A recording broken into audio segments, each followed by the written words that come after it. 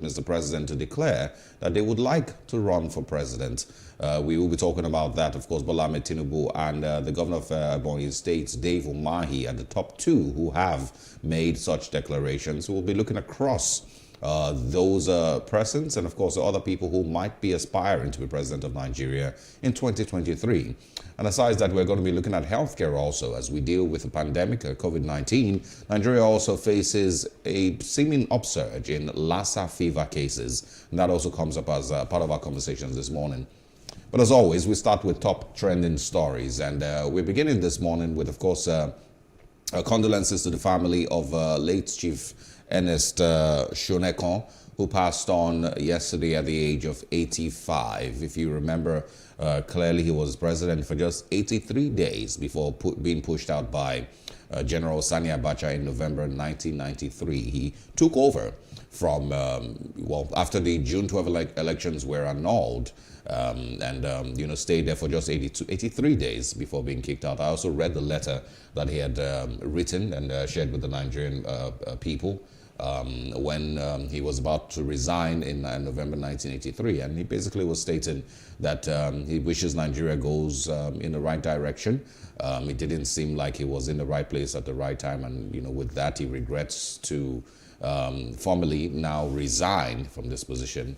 And of course, everyone at that point knew that it wasn't a resignation that came from him, but instead he was seemingly forced out of office by late General Sani Abacha, who eventually passed on in 1998.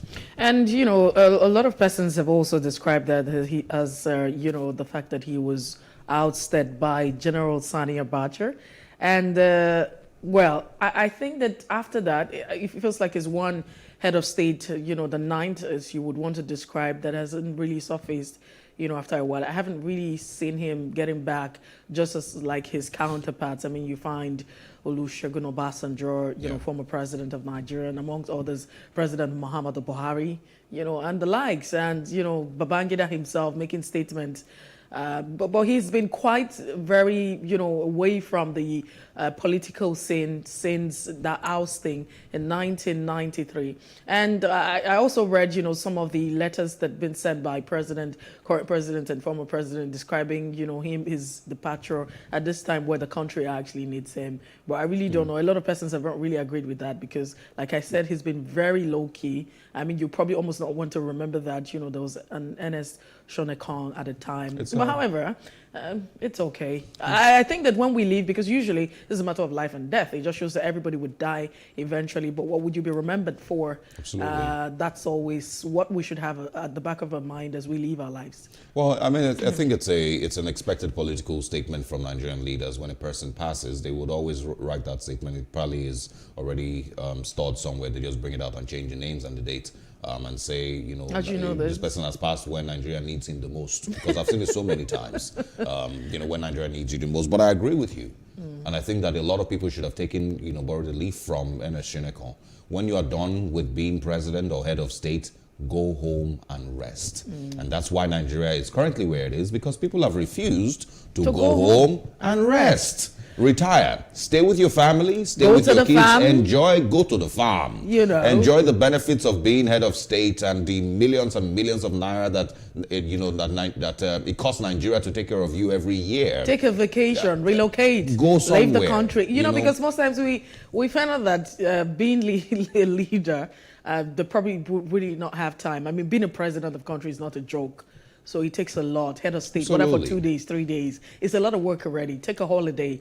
And because people don't take holidays, they don't allow for fresh ideas. They don't allow for fresh, innovation. I mean, they don't allow others to come through in the scene. That's why I'm saying, pretty much the same thing. When you're done with being head of state, even if you were head of state in 1922, rest.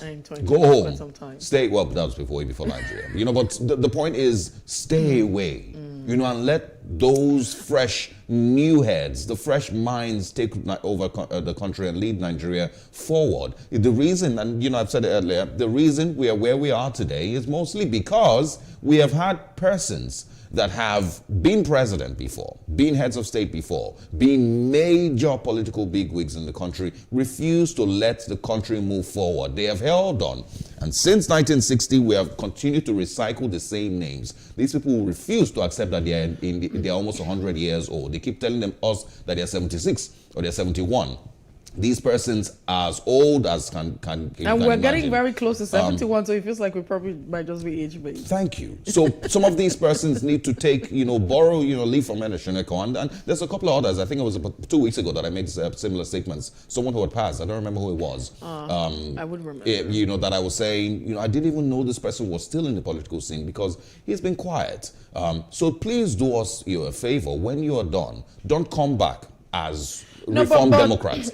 Don't come back as... But do you also think, with experience now, a lot of people would say that, there's really nothing that Ernest Shonekon had actually contributed. I mean, the fact that after that happened, you can't categorically, pinpoint him to any... Well, to be honest, it was only there for about 82 days, 83 days. No, I'm just saying that afterwards, maybe he could have contributed, not necessarily being at the forefront, but maybe speak up against all of the ills. But it's the same thing that I'm saying. There's a couple of these people that I've mentioned that I have in mind now that didn't necessarily take over, as president, but their names have continued to contribute to the discussions concerning Nigeria. They've continued to bring back those same archaic military-style, ideas that have kept Nigeria where it is today. And so those are the ones I'm referring to. The ones that eventually became president again, the ones that didn't become president, but their names are still there. Years ago, 25 years ago, 28 years ago, and you're done, take a break. Let new, fresh minds lead Nigeria. Look at 2023 as elections. We're still having 76-year-old, 80-year-olds and the likes, 85-year-olds trying to be president. And these are people who have been there for ages. But you also know the arguments, because yesterday, that was also part of, top trending conversation. And it's a good thing that we're going to be having that conversation this morning sometime in the course of this show. But you see, because if you want to put out all of that argument, the Constitution gives everyone the right. Constitution I'm not saying it's illegal. No, begins to deteriorate and will not be performing at 9. Oh, well, let me... I'm just saying, if you were tired, you walk. If the kitchen is too hot, just take a bow. Well, at any point, they are kingmakers, and that's why politics is the way it is. Oh, of course, we move away. Omoyele Sowore also shared his thoughts on Ernest Shonekon, called him a betrayal, said that he betrayed MKO Abiola and betrayed Nigeria's quest for democracy in 1993, after the annulment of the June 12 elections. Anyway, rest in peace once again to Chief Ernest Shonekon. Let's move over to something more cheerful now. Tunde Onakoya, his name has become extremely popular in the last few months here in Nigeria, mostly because of a journey that he started a few months ago, maybe even earlier, taking young Nigerians from the slums, and giving them a chance at a better life. He, of course, became extremely popular on social media when he went to the slums and they call it Oshodi under bridge, and took a couple of young Nigerians, teenagers, who had no life, no possibility of a future, and took them and set up a chess championship under the bridge in Oshodi. Eventually crowned one of them champion of chess. It got very, very popular. Nigerians, of course, donated to their cause. It's called Changing Lives Through Chess. And of course, he raised millions and millions of naira, about 10, 12, 15 million, I can't remember, in that period, to support the idea of changing lives through chess. And of course, taking some of these young Nigerians that the country seemingly has abandoned and giving them a chance at a better life. But that's not, why we're talking about him this morning. Aside that, a few days ago, he posted a picture of a young boy that he picked up also on the streets. That's him when he was found, and then took him in to live with him, Tunde now. Started taking care of this young boy, sending money back home to his family, and also got him registered in school to start going to school. And so he posted pictures of when he met him and where he is today. That's exactly the picture of the young boy going to school. And this got a reaction from one of the world's biggest celebrities, Paris Hilton. She quoted the tweet and stated that she read through it, and of course it got her crying. She of course went on to encourage people across the world to donate to changing lives through chess. And of course, Paris Hilton got Tunde Onakoya, beg your pardon, and of course this young boy, worldwide exposure. And so we are celebrating him this morning. Yeah, for all the work that he's done. Yeah, and interesting for me is the fact that he's a very young man. I'm quite impressed and very challenged and inspired by his humanitarian work. Now, in all of this, the letter he wrote to the teacher, because according to him, yesterday was the very first day in school, and he wrote, he sent this open letter to the teacher. I'd like to read it quickly, and he says, "Dear teacher, it is the first day of the rest of their lives, and I thought to share a few things concerning Odunayor and Sunday with you. Teach them that they've got the whole world in their hands, and they have the power to create their own future. Teach them that it's possible to do great things from small place. Teach them not to be afraid to make mistakes and fail over and over again. Teach them to be curious and question everything. Remember that if they are not learning the things the way you teach them, then you must teach them in the way you can learn. Help them to develop a love for learning so they can also look forward to the next class. Teach them to be kind, patient, and loving. Teach them about the wonders of books and how they can explore the world. Teach them how to have faith in their own ideas, and remember never to give up on them because their future might just depend on it." And that's so beautiful. One letter I have actually read over and over again, and it just, puts a lot of smile on my face. And imagine the teacher reading the letter. No, you don't have to be like that. But it depends on. That's not going to happen. Because I can imagine the stereotype Nigerian teacher reading like, teach who? Please. Okay. No, he's just fantastic. I mean, he's an amazing guy. You're doing a great job, and we really appreciate you. We see what you're doing, and we encourage you. And we also ask that people should support government at this point. It is not a joke. He also mentioned the fact that when he went there, he saw not just the boy. He had to even see where the boy lived at the time he visited, and I saw a picture of it. Really you sad. cannot believe that people live there. Oh, I can. Oh no! Say, my man, I'm like, do people really live here? Yeah. Oh no! It looks like where people you live have under the bridge. Oh no! I mean, the place that he took the chess championships to, that that's what started all of this before he eventually shared that picture.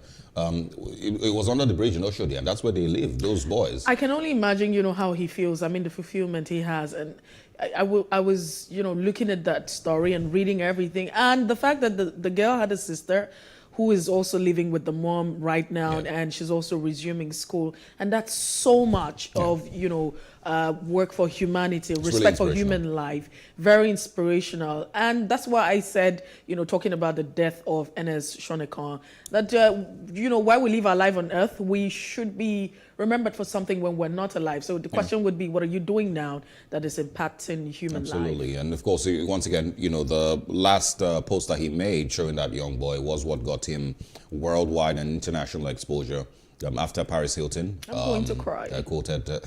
Quoted that tweet, and then encourage other people to support their cause. There's a GoFundMe page also that has been opened, or account rather has been opened for changing lives through chess. So today we're celebrating Tunde Onakoya.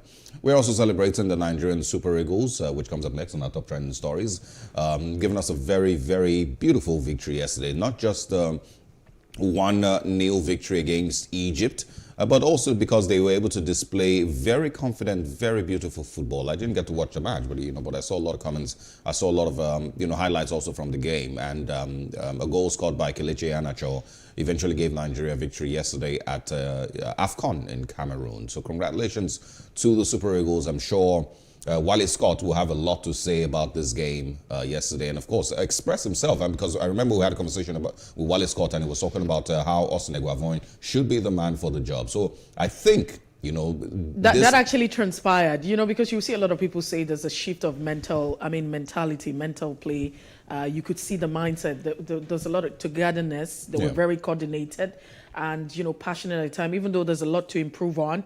But it was really a great performance. Some people had said that this is a performance they haven't seen in a long time. Absolutely. In a very, very long time. And I'm quite impressive. Because for me, I would probably bet that, the Egyptians were going to, beat Nigeria, looking at, the play. And of course, Egypt was completely outplayed. Nigeria had, I'm not sure it was the first or second half, but we had about 15 shots on goal compared to about 4 for Egypt. They were completely outplayed. And you could also see the fact that there was constant dominance of the midfield, by our very own. And that very one that we're not talking about, because Mo Salah was also another thing that, everybody talked about for, the Egyptian side, and the fact that Mo Salah was going to score a goal against Nigeria. And trust me, I could probably put my money on that one. But yesterday, I'm like, what happened? But we saw the fact that Maduka Okoye saved that very goal. The thing that Mo Salah does with his left leg, he did that stuff again. And you could see Maduka, defending that ball with his other leg. And that was quite impressive, a very great performance. Absolutely. And there's a lot Congratulations to the Super Eagles, to Austin Eguavoin. And it might be too early for me to say that we should send, Hampers. No, the other coach, the foreign coach that we got.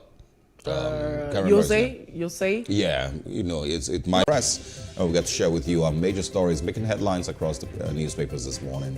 Welcome once again to The Breakfast.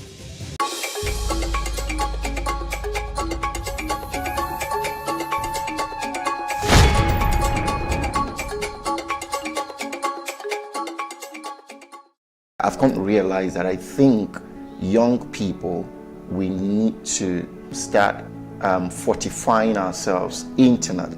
All right. Like with the NSAS, same mistake. With Dawn College, same mistake. And I'll tell you what the mistake is. It's very simple. You cannot hold a government accountable when you don't understand how governance works. Second, you cannot hold a government that does not understand its job as government accountable when they don't understand what they're doing. That's second. We just have to have an independent justice system to see through things like this, to hold government accountable. But how can you even have an independent justice system when your police is inside Ministry of Interior? I hope these politicians, they know that it's not in any, nobody has the destiny to always be great all the time. You have to work it out. Mm-hmm. If Nigeria fails, I'm sorry to say, sir, the black nation will not fail.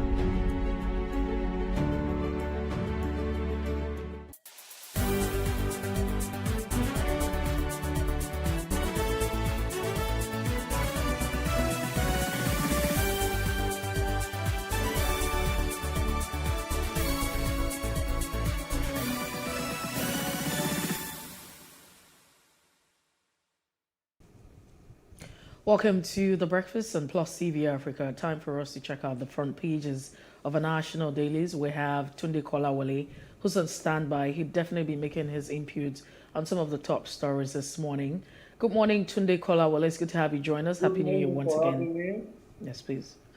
All right, so I'd like to start off with the Daily Independent newspaper this morning, and we'll be looking at the top stories on the Daily Independent newspaper. The banner caption says 2023 elections, APC presidential battle revs up as Governor Mai joins race. That's the caption. So you have different persons. Probably Usarage might just be joining the race. Never can tell. I just might. I would join the fray if ticket is zoned to Southeast, says Oji Uzo Kalu. That's what you find. World Bank sees Nigeria's economy growing 2.5% in 2022. Quite interesting. Buhari, Jonathan, IBB, Atiku, Lawan, Saraki, Wike, Uzodinma, Mons, Shonekan, and as Shonekan, the former head of state.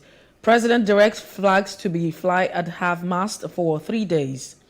And away from that, Buhari OK's creation of Diaspora Investment Trust Fund. It's also captioned on the Daily Independent. PDP asks security agencies to invite APC leaders for questioning. Those enforcing sit at home are criminals. I mean, I'm really shocked by a statement from the indigenous people of Biafra. That's IPOP. Quite interesting. 2023 presidency, why Tinubu's declaration won't stop Vice President Yemo Sibanjo. That's what the VPA is quoted to say. No aspirant is better placed to succeed Buhari than Yemo Sibanjo. Supporters are saying all of that. Shake up in Nigerian army. The details will be available if you check it. And COVID-19, FCTA to shut out unvaccinated staff and visitors from January 17. That's going to be a lot of drama. But that's how much we can take this morning on the Daily Independent newspaper. Now to the Punch newspapers. Big story. Buni Malami moved to block convention. Governors rise against interim party chair. 3 governors, Justice Minister push consensus agenda to block Tinubu. Someone is manipulating convention not to hold, says progressive governors. Still on the Punch, Workers' Union fears job losses as Standard Chartered closes Nigerian branches. 2,248 megawatts of power stranded monthly in 2021 despite blackouts. And also subsidy mobilized for protests. NLC directs affiliates and CSOs. Buhari, Jonathan Obasanjo, governors mourn as ex-ING head Shonekon dies at 85. We can also find on the Punch, federal government overshoots debt servicing by 1.15 trillion naira in 11 months, says a document. Those are the major stories on the Punch this morning. All right, away from the Punch newspaper, let's check out The Nation.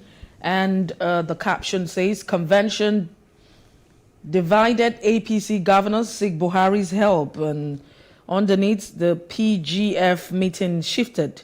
Caretaker committee can't be stampeded.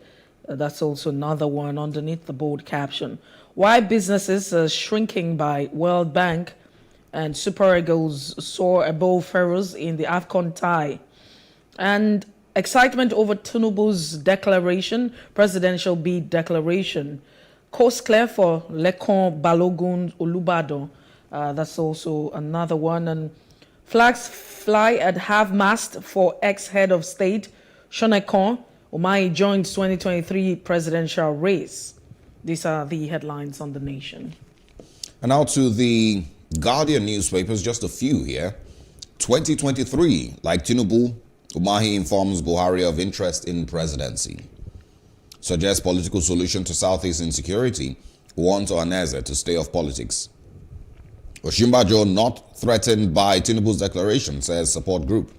National Convention, courts may run affairs of APC, stakeholders warn. And APC poses no threat to PDP in 2023, Wike boasts. National flag to fly at half-mast as Nigerians pay tributes to Shonekon. Also on the Guardian this morning, Buhari OK's investment trust fund to promote foreign remittances. Bandits kill man, kidnap pregnant wife and children, others in Kaduna. IPOB disowns enforcers of sit-at-home order, condemns shooting in Enugu. 15 women, 20 children rescued and 50 others feared trapped as church collapses in Delta. I think those are the stories that we can share on the Guardian this morning. To Nicola Wale, good morning once again. Thanks for joining us. Good morning, my brother. There's a couple of interesting stories. I'm not sure which you would like to kick off from. Well, let me start from the passage of Christian Shonekon. He is a former head of state. You will recollect that when Nigeria was in serious crisis, with regards to transition from the military to civilian, and the then military head of state didn't want to relinquish power. All sorts of programs, all sorts of initiatives, all sorts of pressures came to air. At the end of it all, Chief Shonekon emerged as head of state. Even though he wasn't a military man. But the truth is that whether it is constitutional or constitutional, because if you recollect, the matter went to court, and I think Honorable Justice Dolapo declared the government of Chief Shonekon as illegal. But the truth of the matter is that that period of our history cannot be erased. And so, for that reason, he is being treated as a former head of state. I will also want to remember him as a great businessman.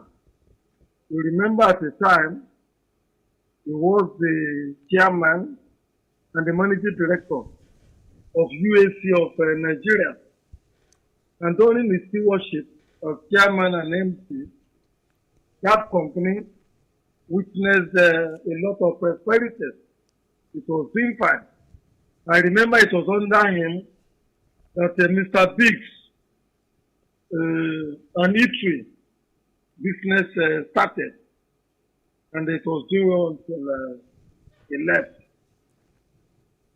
Well, the summary of it all is that Chief Eneshoneka was also a very great friend of the military.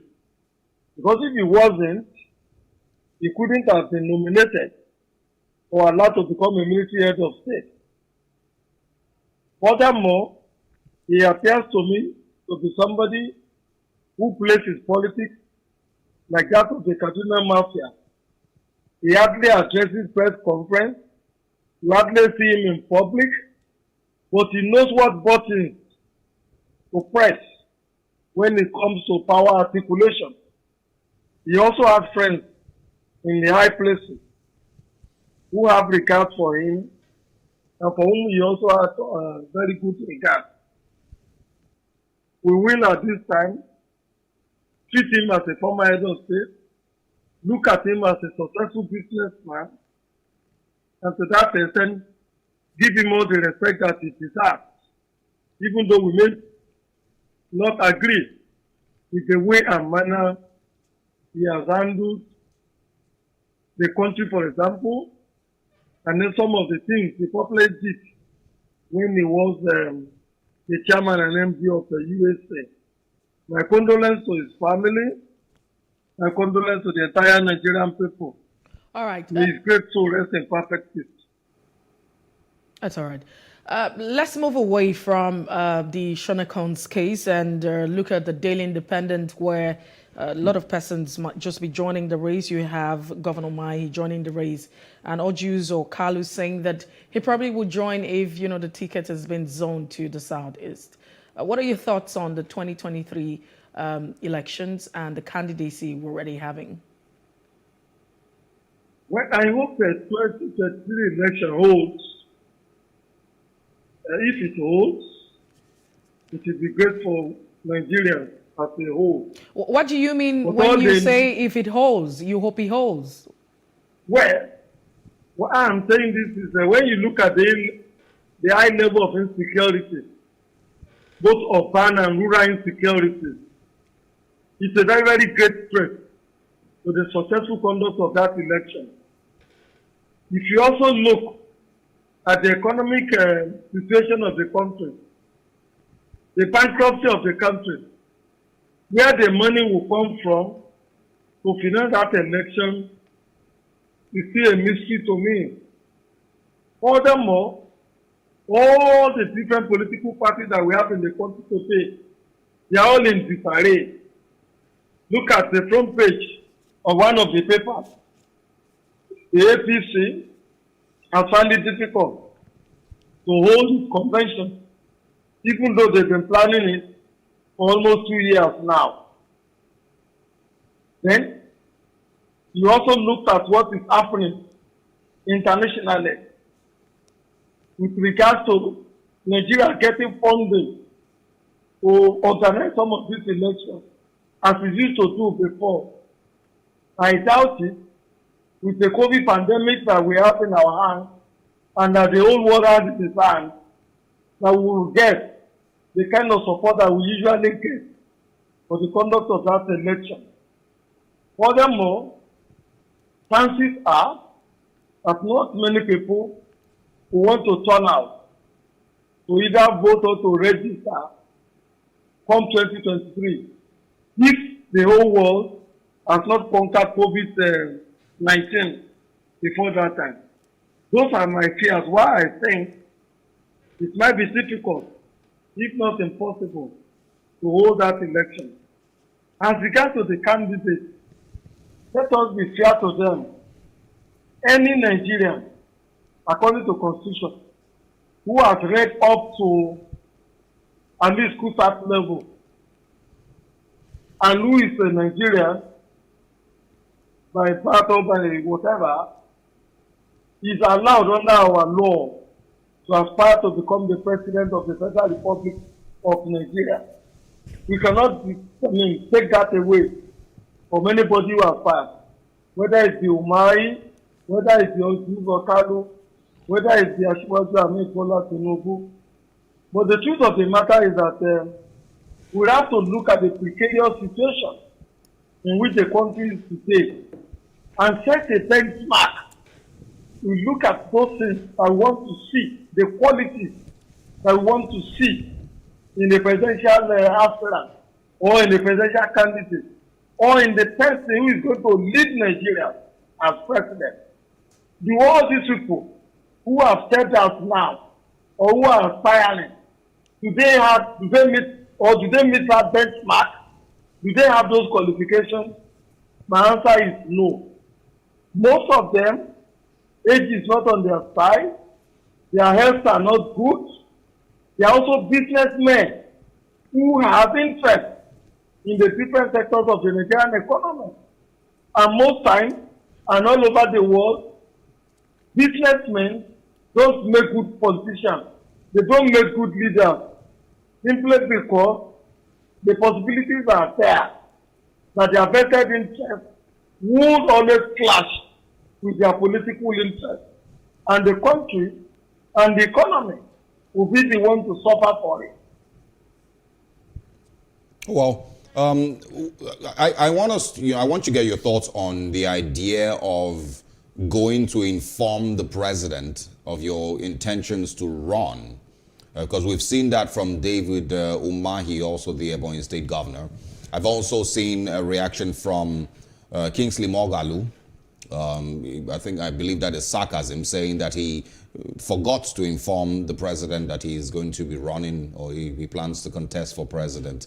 But of course, Bola Ahmed Tinubu did the same thing. So let's get your thoughts on the idea of going to Aso Rock to inform the president. Well, under our law, nobody is obliged to visit the president when he has a presidential ambition. All the criteria that the person requires to meet is under the Nigerian Constitution. It is also in the Electoral Act. Once you have met those conditions, going to Mr. President to seek his consent or to inform him becomes highly superfluous. But you see, meeting Mr. President has become a tradition or a custom in Nigeria. Well, not necessarily. I don't think we saw a lot of this before this administration. I don't remember anybody approaching Goodluck Jonathan or former President Olusegun Obasanjo to tell them that they will be running for president. They do. They may not do it openly. Well, it's pretty much the same thing. As we are seeing it being done now. The reason being that you find out if you don't have the backing of somebody like Mr. President, it might be difficult for you to achieve your ambition to become the president of the country. Because the president of the Federal Republic of Nigeria wield enormous power, materially, security-wise, political-wise, and even within the sphere of influence of who votes for who. So it is better for anyone who has that kind of an ambition to take it to him and say, look, I have this ambition, and seek his support. Because in politics, when you have one number in addition to what you already have, it's a plus for you.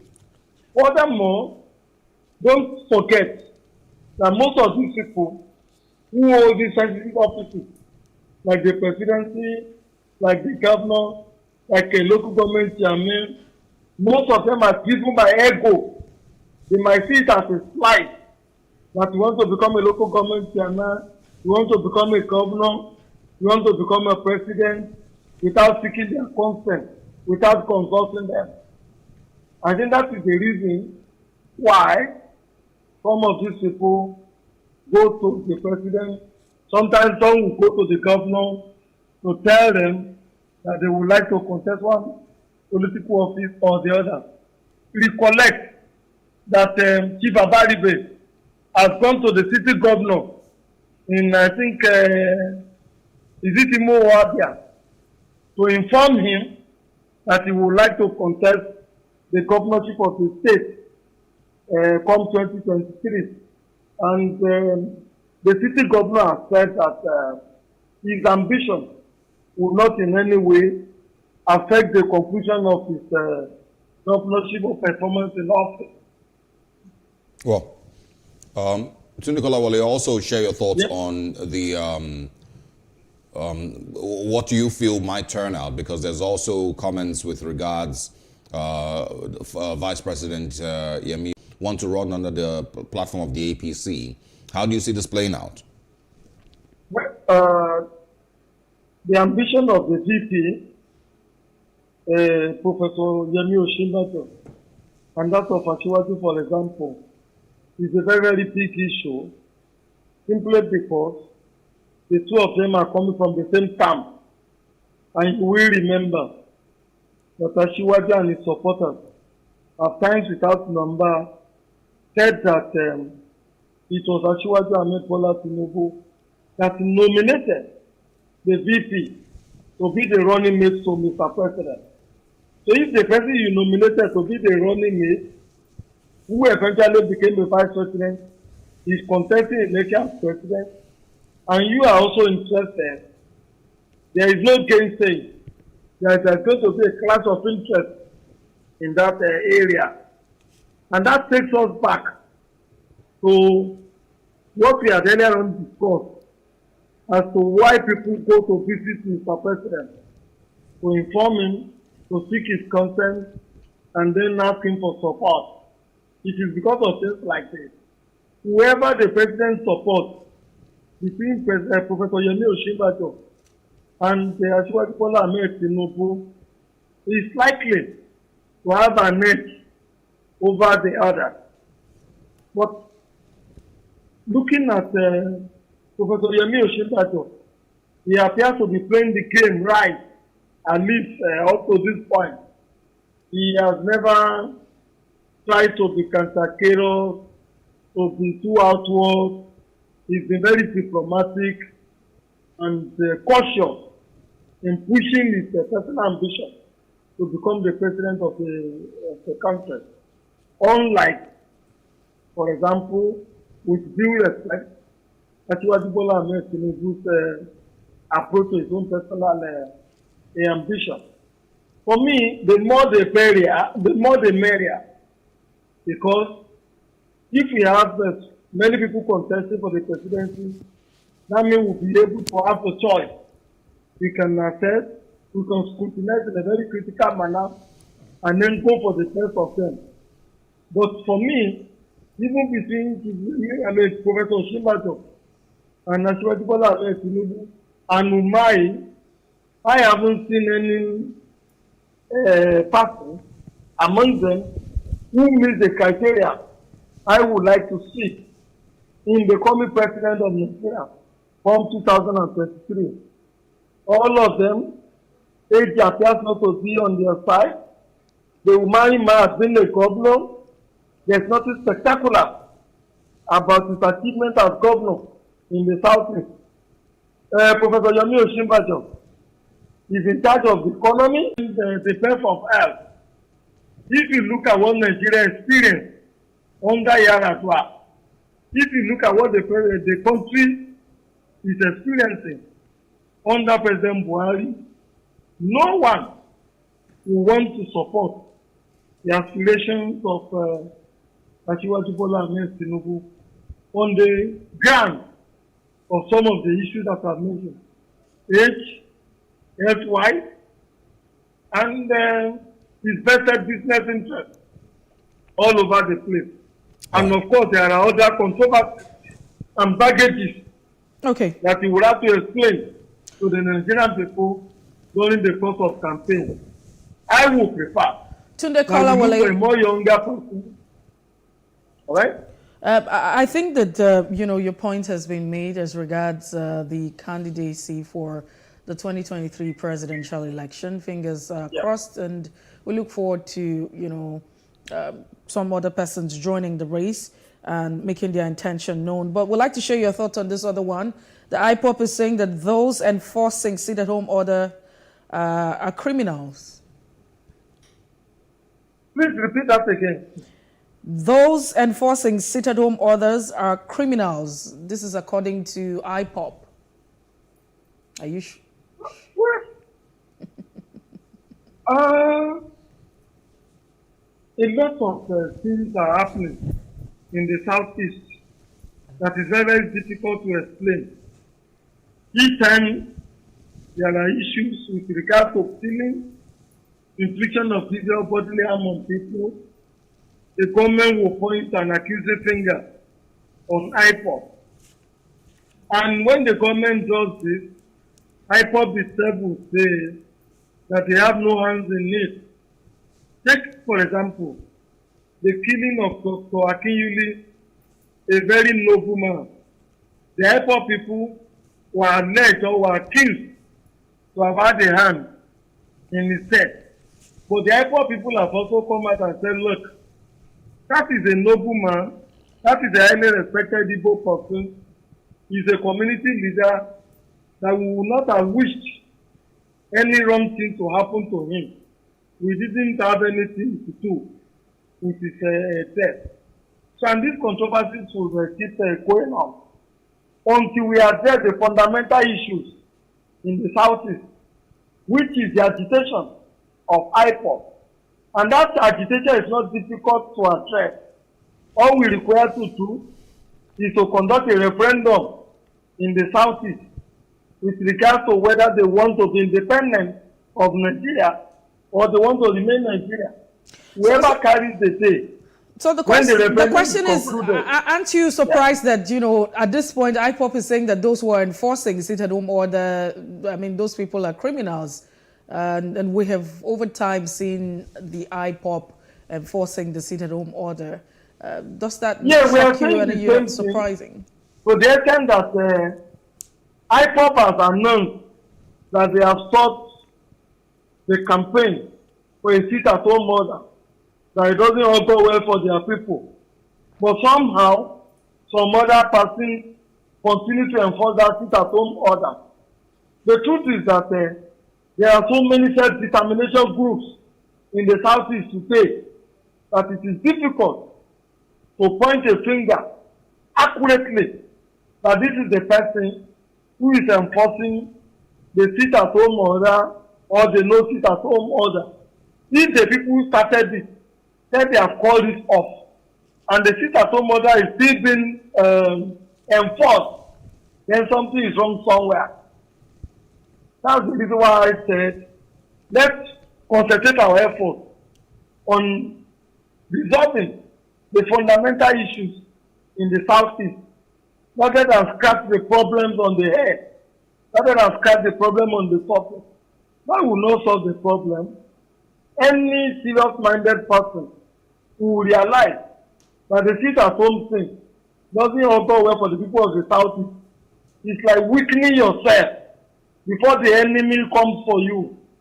Look at also the directive which it has been alleged IPOP gave that no cow coming from the southeast, coming from the north, should be slaughtered or eaten in the southeast anymore.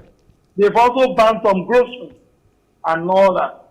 For God's sake, if you remember what happened during the Nigerian Civil War, it is the cutting off of food supply to the southeast, the change of currency, and some other programs and activities that were carried out that weakened the agitation, the fight for Biafra land at that period in time.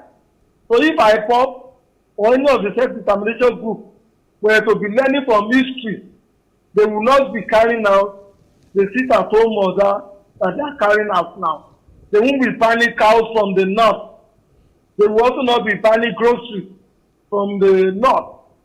They also don't require to begin to ask people to start reciting the Biafra anthem in place of the Nigerian anthem item at this period in time.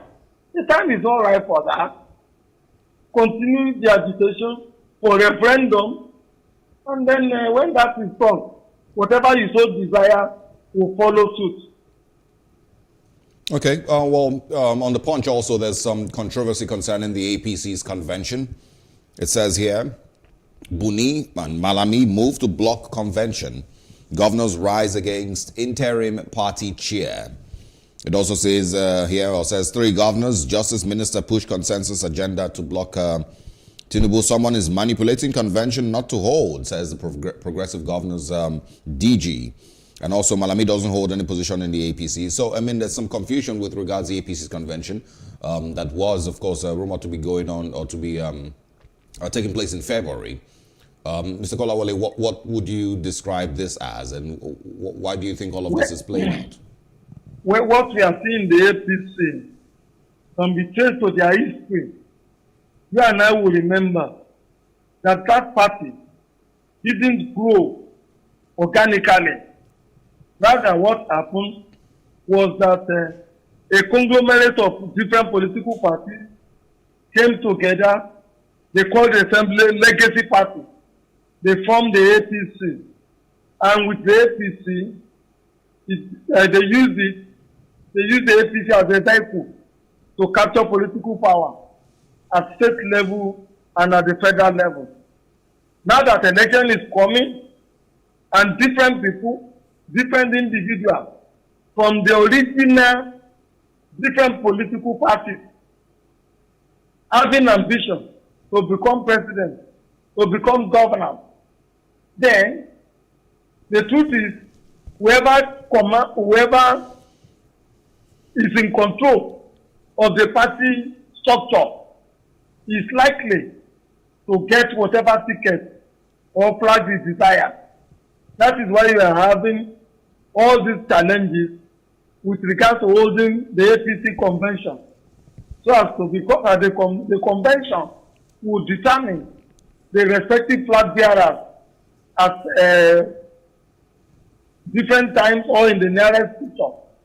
Because without the convention and without you seizing the aim of affairs of the party, you hardly can realize your political ambition, whether you want to be president or you want to be governor. And with regard to Malami, you might say that he's not a member of the executive committee of the APC, but he wields enormous power as the Attorney General of the Federation.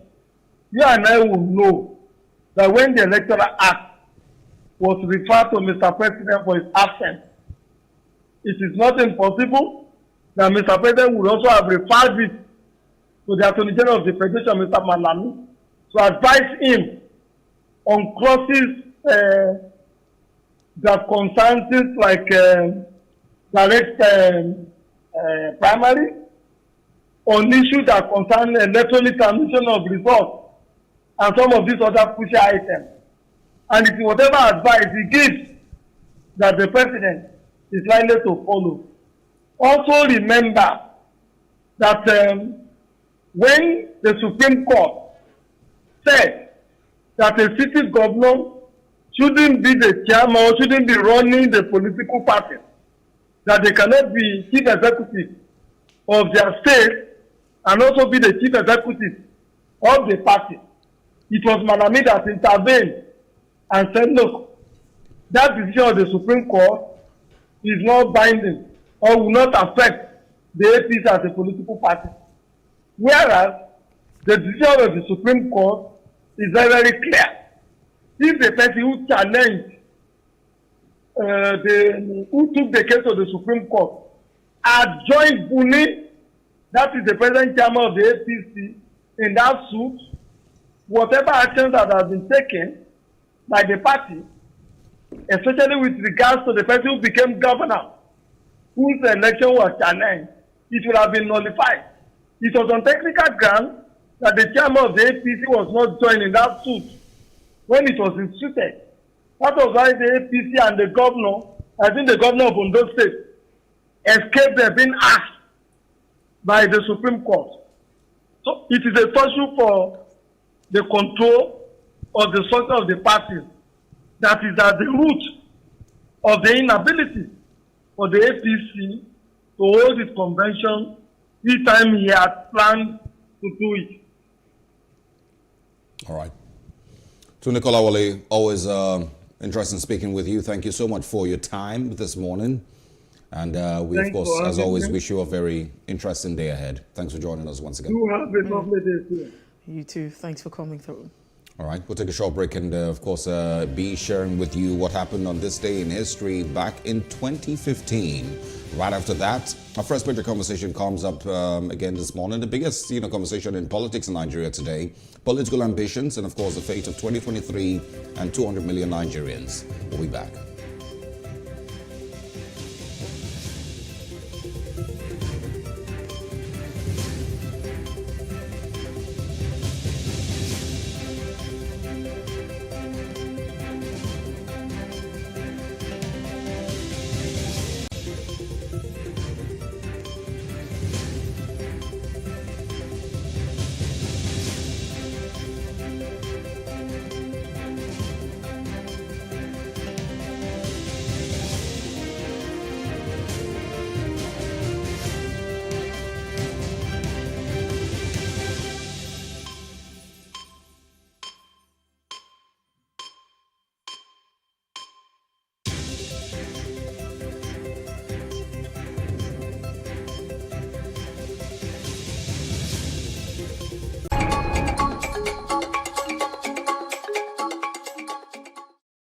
Students have learned how to navigate a hostile environment to unlock opportunities. But one major challenge businesses face is how to filter through the noise and identify where their ideal customers exist. Get insight and practical steps from industry players and captains of industries. Hear success stories to help you make informed decisions as you scale your business in Nigeria. Watch Business Insights at this time on PlusTvAfrica. Hey, what's up, guys? You're welcome to another edition of Plus Event, and I remain your host, Ifeoluwa Oshuke. Your absence isn't an excuse anymore, as Plus Events is all you need, as we bring you the glitz, the glamour, and loads of fun. Oh, definitely. Right, no question. He's a living legend.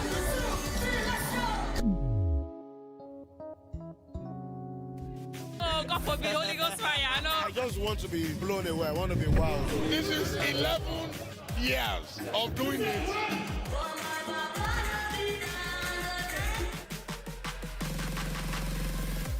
I'm surrounded by so much positivity. No, it's okay.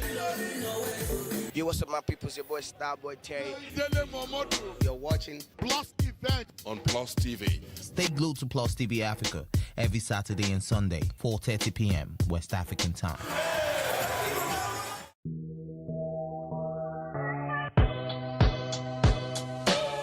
If it's all in trending in the entertainment industry, then we'll definitely be talking about it.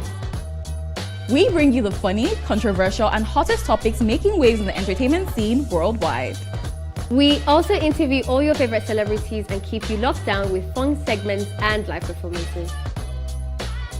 Tea Time, showing every weekday at 10:30 a.m. to 11:30 a.m. and of course the repeat at 4:30 p.m. to 5:30 p.m.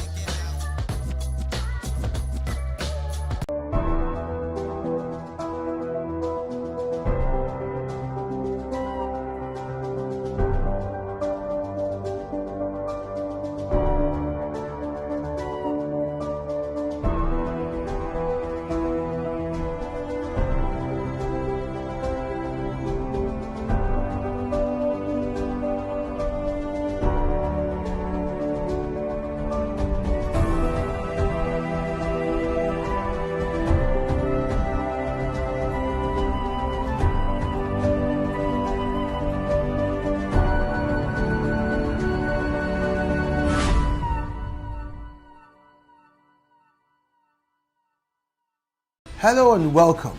It's Nimasa This Week, the voice of maritime.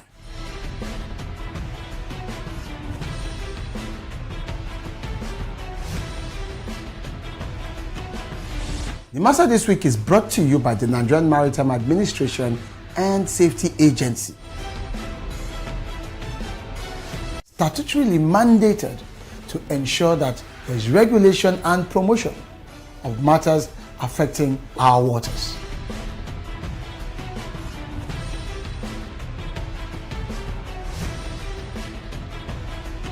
NIMASA bears responsibility for search and rescue, shipping development, and ship registration.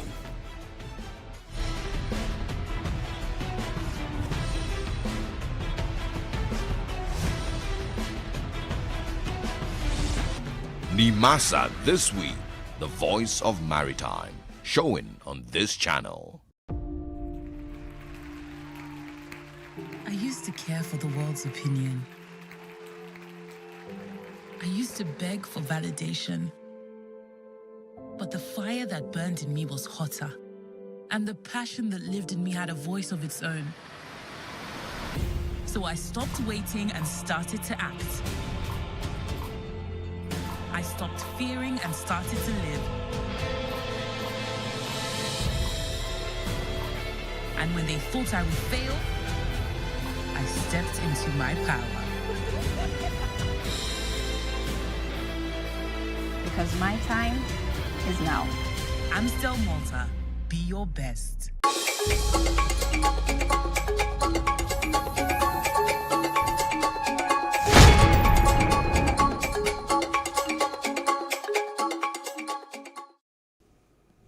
Welcome once again to The Breakfast on Plus TV Africa.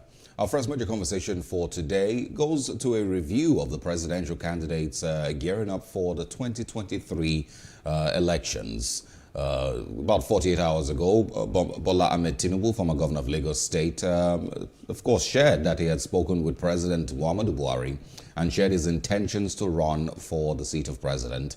And just yesterday, Governor of Ebonyi State, David Umahi, made a similar statement. We're going to be having a conversation, across, those perspectives and, of course, even more. This morning, we're speaking with Ibrahim Oshinowo, who's a former member APC presidential campaign. Good morning, Mr. Oshinowo. Thanks for joining us. Good morning, my dear brother. Good morning, the House, and good morning, viewers. Thanks for joining us. We also have Jide Johnson, who's the chief lecturer at Nigerian Institute of Journalism. Thank you for joining us, Jide Johnson. Good morning to our viewers all over the world. Great to have you. Mr. Oshinowo, good morning. It's a pleasure to be with you. All right. I'm going to start with, before we get into the, concrete discussions, let's, get this question across board for both of you. When Bola Ahmed Tinubu, of course, in one of the statements that he made, was, quoted as saying that he wants to continue from where President Buhari has left off. He wants to continue with the president's legacy. What exactly does he mean? I'll start with Mr. Oshinowo, if you can respond to that before Jide Johnson goes on. So what exactly does he mean by that? Okay, good morning once again. I would congratulate Nigerians for hopeful and declaring his intention to lead that country. Achadu means a lot by himself to serve this country at this very crucial time, despite the fact that, President Buhari has done a lot in terms of development, in terms of strategic leadership, in terms of security, and many more. And Ashwaju, what he actually meant by that is, will be showcased in the forthcoming, declaration. Ashwaju will declare to Nigerians at the appropriate time, in the very near future, is going to address, set his agenda, declare his intention to Nigerians, apart from President, who is President Commander-in-Chief of our country and our party leader. He will still address Nigerians because the ball stops at the doorsteps of ordinary Nigerians who are listening to us. So the declaration, what you actually meant by that, I will keep you to guess that, or you'll probably keep you in suspense so that when we let the cat out of the bag, you'll be able to see what actually meant by that. But generally speaking, I can tell you for free that, it's a good day for Nigeria. It meant so well in terms of increasing the present security architecture of the country, increasing the global economic crisis that, increasing the president's, solution to the global economic crisis that President Buhari is trying to solve, including, extending what he has done in Lagos State to the national,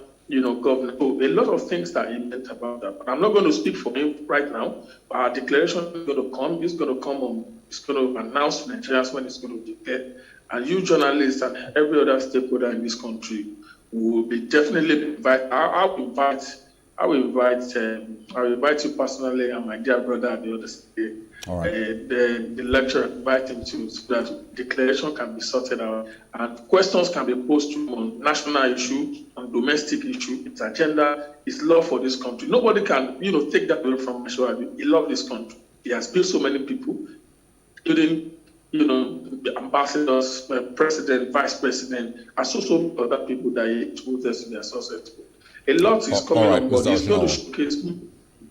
Yeah. So let's have Jide Johnson also respond, to the same question.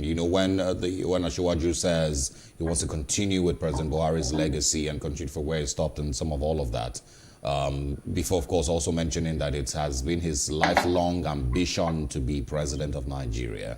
Jide Johnson, what do you think that means? I've seen people say that sounds like a threat.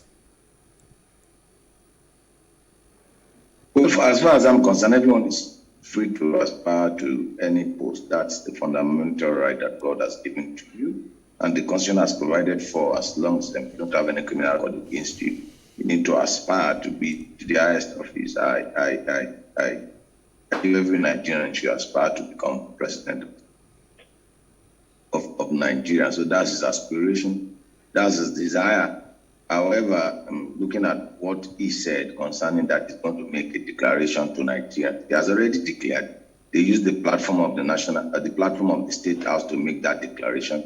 What other declaration are we waiting for? He has gone to see the president. I don't know whether it is the president that will have that will determine who will become the president. And the governor, like you said earlier, the governor of Ebonyi State went yesterday. He went on Monday to see the president. If it's democratic governance that we practice, I think that they should make their aspirations and their visions for Nigeria.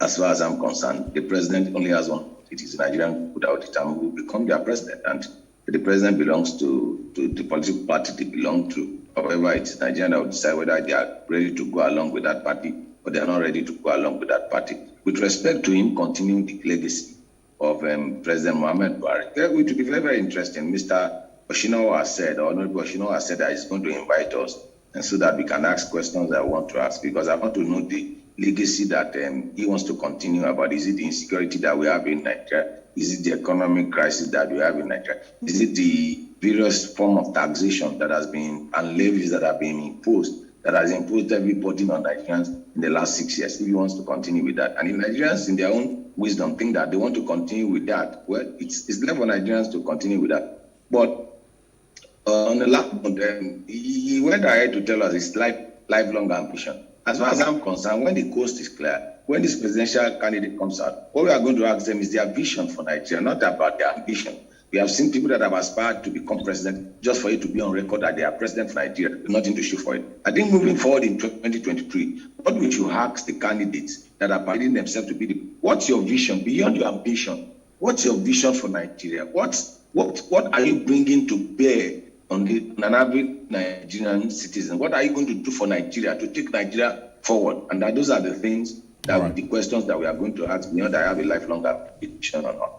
Okay, so also to just add in there, I'm also thinking that, we need to move beyond the question of what the vision is and ask how they intend to achieve this, because over time we've seen several statements. I will do this, I will sort the economy out, I will give 200 million people a job, but the question is, how do you intend to do that? We need to be able to see the plan step by step, quarter by quarter and day by day if it's possible, on how they intend to achieve all of this.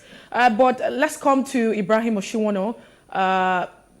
What are the chances of what are the chances of Bola Ahmed Tinubu becoming the flag bearer of the APC? Now, looking at the political rancor that's going on, all of the tussle in the APC, and the fact that you have other persons in the APC that also have interest of becoming, the president. So what are the chances that he will become, the flag bearer of the APC?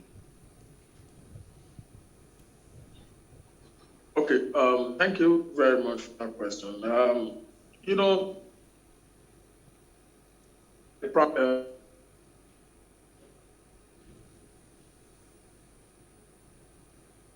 Ms. Oshino, we seem to have lost you there. Can you hear us clearly?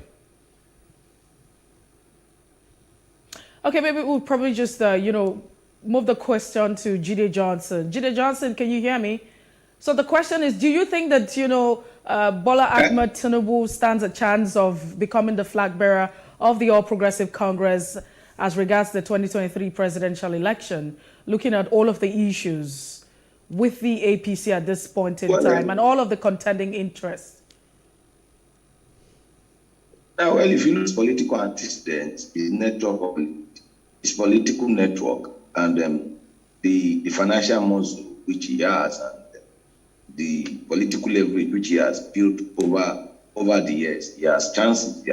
His chances as getting the ticket. However, if you look at the Nigerian political landscape, it is beyond having the resources.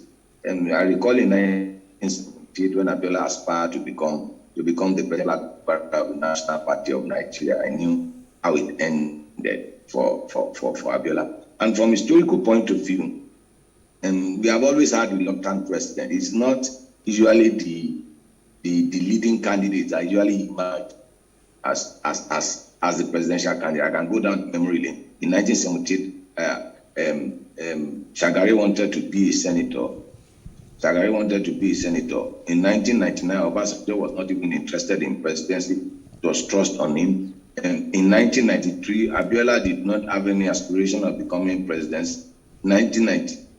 Of becoming the president until all the presidential candidates were banned and the parties had to look for new candidates. That's how Abiola emerged from nowhere to get the SDP ticket. If you look at 2007, Yar'Adua was not interested in the presidency. 2011, Jonathan was not interested. In 2011, Buhari wept and said he's not going to contest the presidency again. That's the end of it, until they went to look for him in 2015. So he checked from a political point of view, the person that actually gets the presidential ticket of the party and the president that actually wins the election are usually reluctant president and not usually the leading candidates that you have. Whether party functions is beyond having the network, is beyond having the leverage and thinking that, well, I have the leverage, I have the network, and I have the resources to muzzle that. In Nigeria, the Nigerian presidential ticket and president has never shown that. History is working against him in actual sense. But I hope, let's see whether it will be the jinx breaker like you have in Kano with them. Okay, so the present governor of Kano that won the second. All right, so I think... And your state with Ladoja that I think will be that one second time against all odds. All right, so let's bring in Ibrahim Oshuwano at this point in time. If you can hear me, what are the chances that Bola Ahmed Tinubu will, become the flag bearer of the APC? Oh, okay. Let me just quickly make this especially clear that I won't be able to make some few points concerning Asiwaju's chances becoming the candidate of our party. Like what my brother rightly said there, he has all it takes. He has all the prerequisites to be the leading candidate. And of course, elections. Election is about winning an election for a party is also contributing or factors of you nominating a credible candidate across all board from the north, central, northeast, northwest. Of course, Asiwaju has that, but I will a little bit be cautious because a lot of people are still going to come out, to contest. You can see the governor, David Umahi of Ebonyi State, was there yesterday. Who knows today who's going to come out next to contest? Who knows who's going to come out? And I can tell you for free that few governors, former governors are still going to come out, declare their intentions to the president from the southwest, from the south, and the southeast as well. So the parameters for making a final judgment on who becomes the party candidate right now of course, it's not really going to be substantiative. What I can say for now, based on my experience, what my dear brother on the other side said, Abiola, of course, has been long. If you remember in 1983, he actually wanted to do contest an election. In 1993, he has formed his own group and aspired. That's why Hope 1993 is able to defeat all of them with his vision, with his experience in private sector, coming into financial acumen and the other things. So Asiwaju has all these things. He's well prepared, but we can't really consider, give a final ticket on who's going to clinch the ticket right now. Let all the candidates. He has, he has also set a pace for who wants to come out now. You are free to come out, showcase. I'm calling on also Governor Fayemi, who is also, probably partially intending to contest for the office of president. He's a PhD holder. Why not? Let's see people like that coming out, showing their intentions. Then at the appropriate time, we'll be able to bring out the cards on the table that who is going to be this, who is going to be that, what are the chances for ABC. Comparing Ashwini with David Umahi right now, I don't think is appropriate in terms of, performance, in terms of even political structure, in terms of even networking. Of course, Ashwini, of course, definitely is on we should 9 to 10. You understand? So I would like to keep few, aims right now until we see other candidates coming out.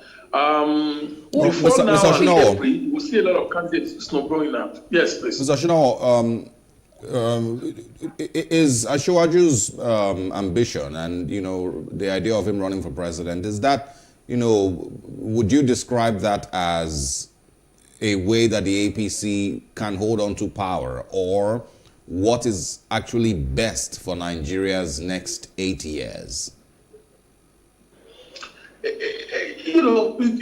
Holding on to power does not depend on any political party. It's ordinary Nigerians, you and I, who determine. It's a matter of number. It's a game of number, nothing more. Who will determine who's going to be the president? Don't forget that after nomination from each parties, you're still going to go to Nigerian people, tell them what your intentions are. If they are convinced, they will vote for you. If they are not, they will vote for the other side. So it's ordinary Nigeria. You and I will determine who will continue to lead. Of course, the present government has done its best and still doing, and at least credibly well, I can say that the government, based on the circumstances and, global pandemic, economic factor and the rest of it that so affects this government. Yeah, but the government this is why I'm asking. Mr. Shinawa, you would expect that a political party that truly loves Nigeria will put its best foot forward, either because they want to win the election or because they truly want to see a person that would move Nigeria to, a better place.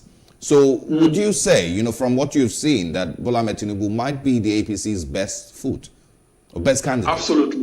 Absolutely, no doubt about that. He has the networking. He has touched so many lives. He has the background. He has the history of performance. Lagos is a very metropolitan state. So it's very hard to, if you can manage Lagos the way he did at a time, you can imagine, for your allocation to be held on for almost about 2 years. And you were able to pay salaries, you were able to do so many infrastructure, set up, pace. Environmental in 1999 in Lagos, it was a mess. Everywhere was a mess. He is able to, revive so many things in terms of investment, raise the IGR from just mega 800 million to 32 billion every month, and turn around so many things in Lagos State. So if he's able to do that, and it has not been in office in almost about 12 or 13 years now, or more than, since 2007, he has not held any political offices. It was offered so many opportunities to, he said no, that would like to see Nigeria grow, and he would always love to build so many young talent. And that's what he has been doing. So from the north, south, west, he has the network, he has the political appeal, he has the voting attraction. So if our party nominates him, why not? He's a good candidate. But of course, the party determines who flag his ticket, and whatever the party at the end of the day does, that's what, as a loyal party man, that's what we are going to, work with. And I trust the judgment of Governor Buni and Peradventure, anybody that comes in as the party chairman, Jide Johnson, deliver the votes and will support our candidates to win the election. Definitely. Jide Johnson, do you agree that the APC is putting its best foot forward, in the person of Bola Ahmed Tinubu? And of course, Mr. Oshino was analysis, that he has helped a lot of people and he has a good network. My brother is from my part of the world, is from my part of Nigeria. There's a particular saying in a local dialect that the day you throw your hat in the ring to contest an election, that's when you know the death that killed your grandfather. And then you know whether somebody has gone mad in your family. And some of the hidden secrets that you never knew about come to the fore. It's interesting when this election comes into focus. And because we ask questions, some of us were family question, true and true. And people tend to use Lagos as a case study. I don't know what Lagos they are talking about. Whether it's Jakondi Lagos or Tinubu, Fashola, Ambody, and Sanwo-Olu's Lagos. We put all these records to bear because people will just ban some certain things and they'll say, only fools argue with proofs. The evidences of what they've done with quarter of century with Lagos would be what we use to serve as a test case in asking them questions whether they are the best for Nigeria or not. If what they have done in the last 25 years for a quarter of century in Lagos, if it's good enough for Lagos, then we see whether it's good enough for Nigeria. So we ask questions beyond, we have made people, we have done this is IGR, this is all of that, this is all of that. All of those basic questions we ask that whether it's the best candidate. Like he said earlier, there are other candidates that come. As far as I'm concerned, and I like his worldview when he said that Fayemi should come out. I see no reason why the vice president should also come out. I haven't done 20 years in public service, 12 years as Attorney General of the Federation, and the vice president for the last 8 years. So I think the vice president, Yemi Osinbajo, should throw his hat in the ring. Let Nigerians decide. Let the space be open so that as many people that will come, then the party will decide who is their best candidate. If you ask me for a fact that who is the best candidate based on what we have, he has said it. Tinubu has not done anything since 2007 after he left as the governor of Lagos State.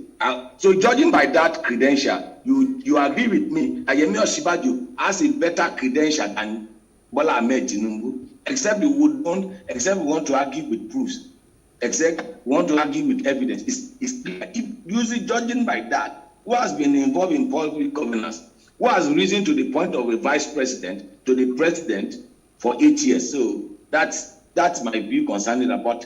Let more candidates come up. Let people let them throw their hat in the ring, and let the party members of APC decide who should be their best candidate that will fly their flag against other flag bearers of other parties. Okay, so the next Ibrahim, can you please just hold on for a bit? I'm coming to you now, but just to add, I was hoping that Jide Johnson would have answered that. The question of whether it's enough, it's okay to use the template of Lagos, to judge the 36 states of the Federation, including the FCT, talking about, different ethnic groups and different persons, resources naturally, differently endowed, and all the peculiar issues that we're faced with. So the constant reference to the Lagos template and the Lagos experience, using it to judge the entire country, I really don't know if that would actually work. No. Because Lagos is Lagos, and we're talking about the 36 states now.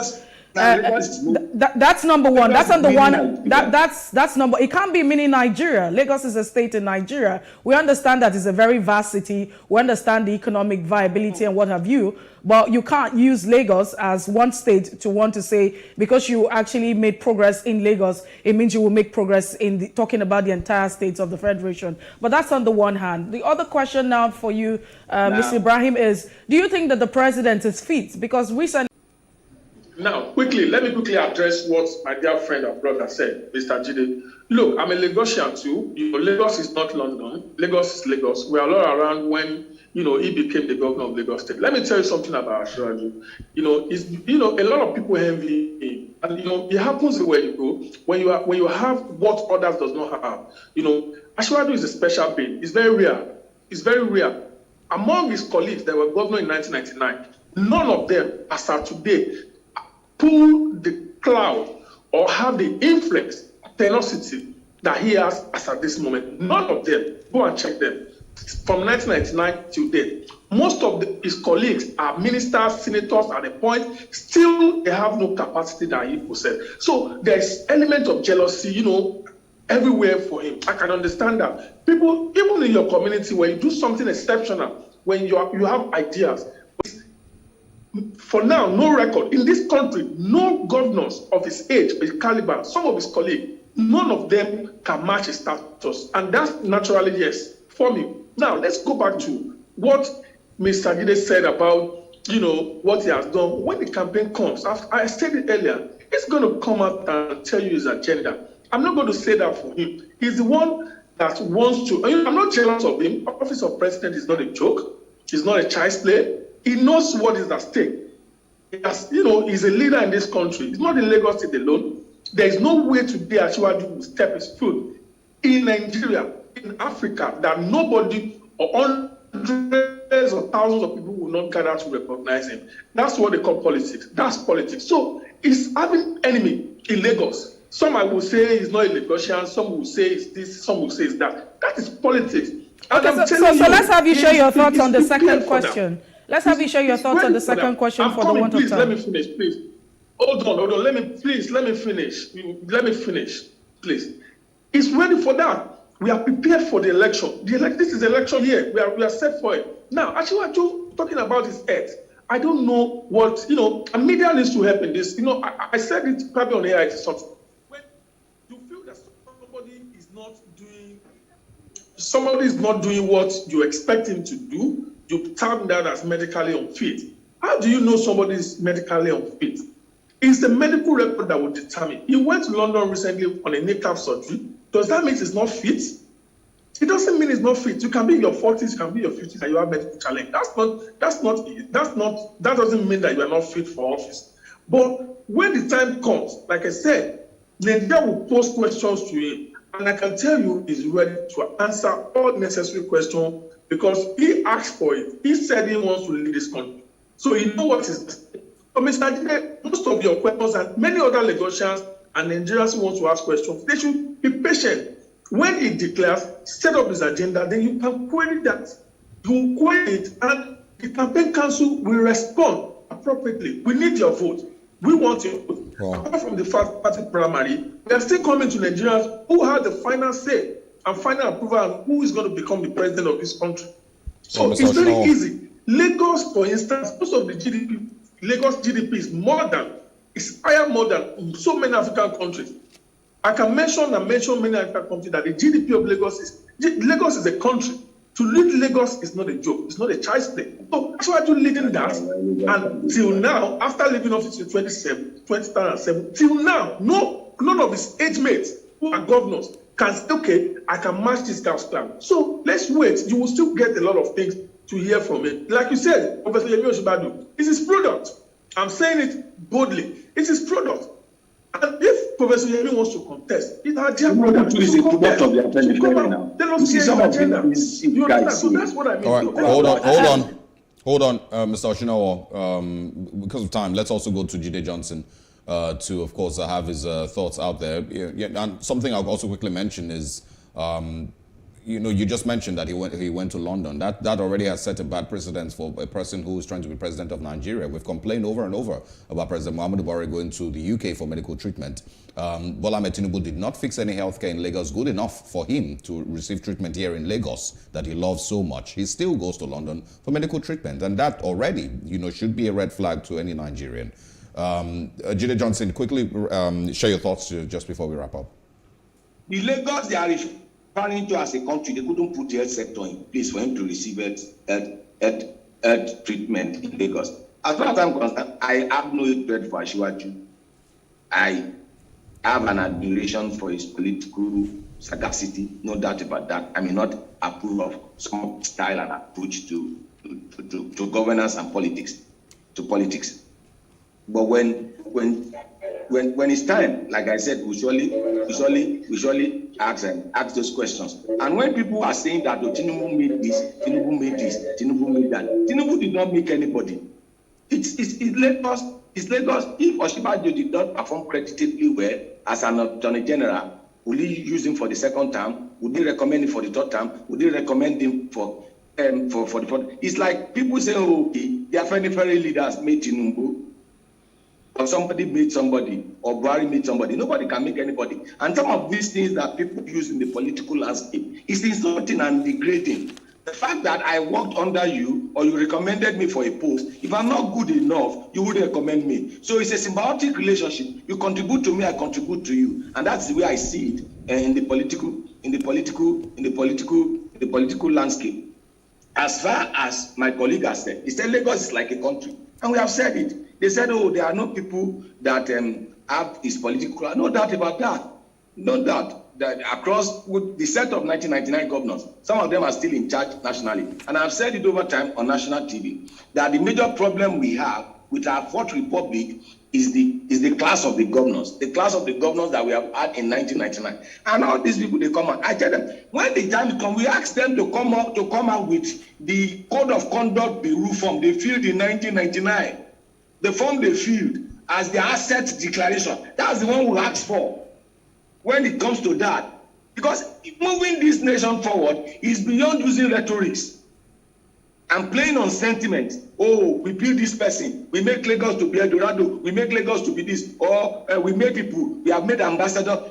We don't need that. What we need is someone that will turn Nigeria around. When was United Arab Emirates? When was it established as a country? These people go to London for medical facilities. When was it like that? It was not like that before. The king of Saudi Arabia used to come to University College Hospital in Ibadan. Same for Lut here in Nigeria. So we want a turnaround in Nigeria. Beyond personality, we want to talk about policies. We are tired of personality. And when people talk about personalities, they gloss over public policies. And it is policies that shape the life of people. So I'm not interested in talking about personality. What are their policies? And we'll ask. And we'll situate their policies of what they have done, their antecedent. All right, Judy Johnson. In order, the antecedent to see what they will do for us in the future. Those are the questions we are going to ask. We are going to ask them questions. All right, we would have with to... With respect to what they have done, when they have opportunity, and what they will do for Nigerians. Absolutely. Judy Johnson, would have to wrap up here. Ibrahim Oshinowo, we always enjoy speaking with you. Judy Johnson, same also. Thank you both for speaking with us this morning. And as, of course, we inch closer and closer to the elections, we would love to have another conversation with the both of you. Have a really, really great day ahead. Thank you. All right. Stay with us. Moving away from politics now to talk healthcare. There's a seeming surge in the Lassa fever cases and fatalities here in Nigeria. And that's what we're getting into next here on The Breakfast on Plus TV Africa.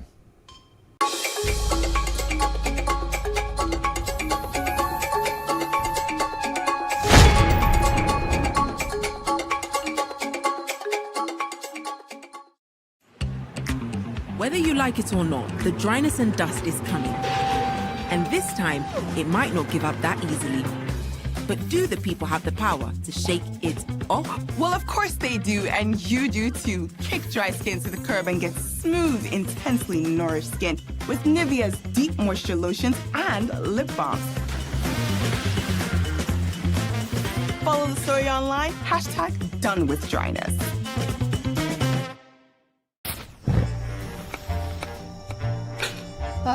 I miss them. Well, they should be on their way by now. Will it feel like it used to? With everyone so busy these days.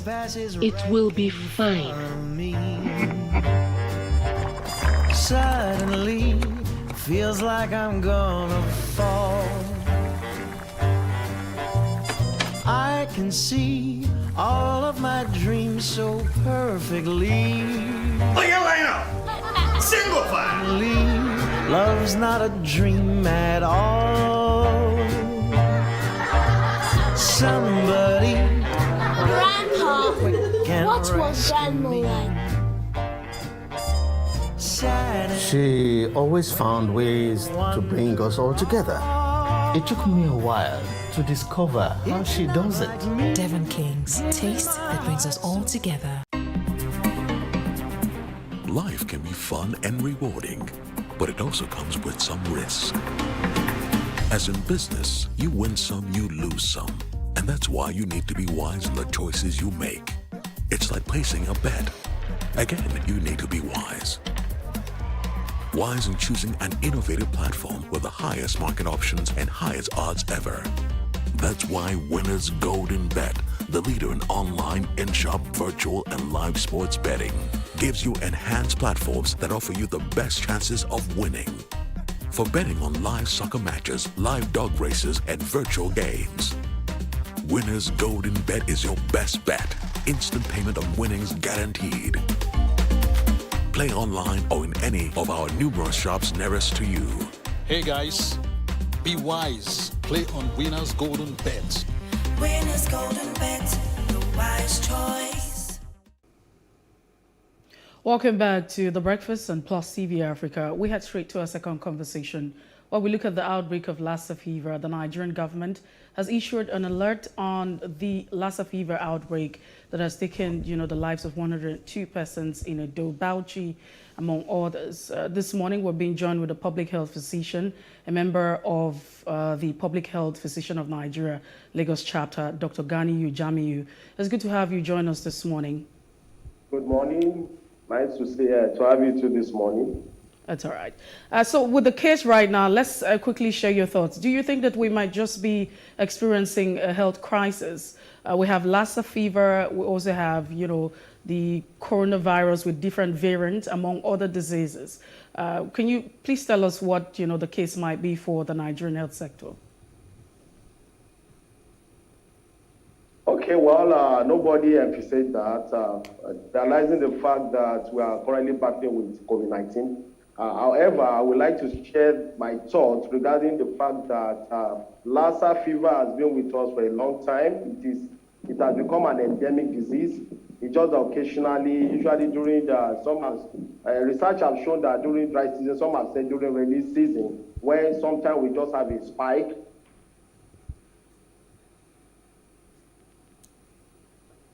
Dr. Jamiu, I want to believe that is what we are witnessing right now as regards to that. However, it's not going to be a real. Can you hear me? Yes, go ahead. Hello? Go ahead, please. Hello?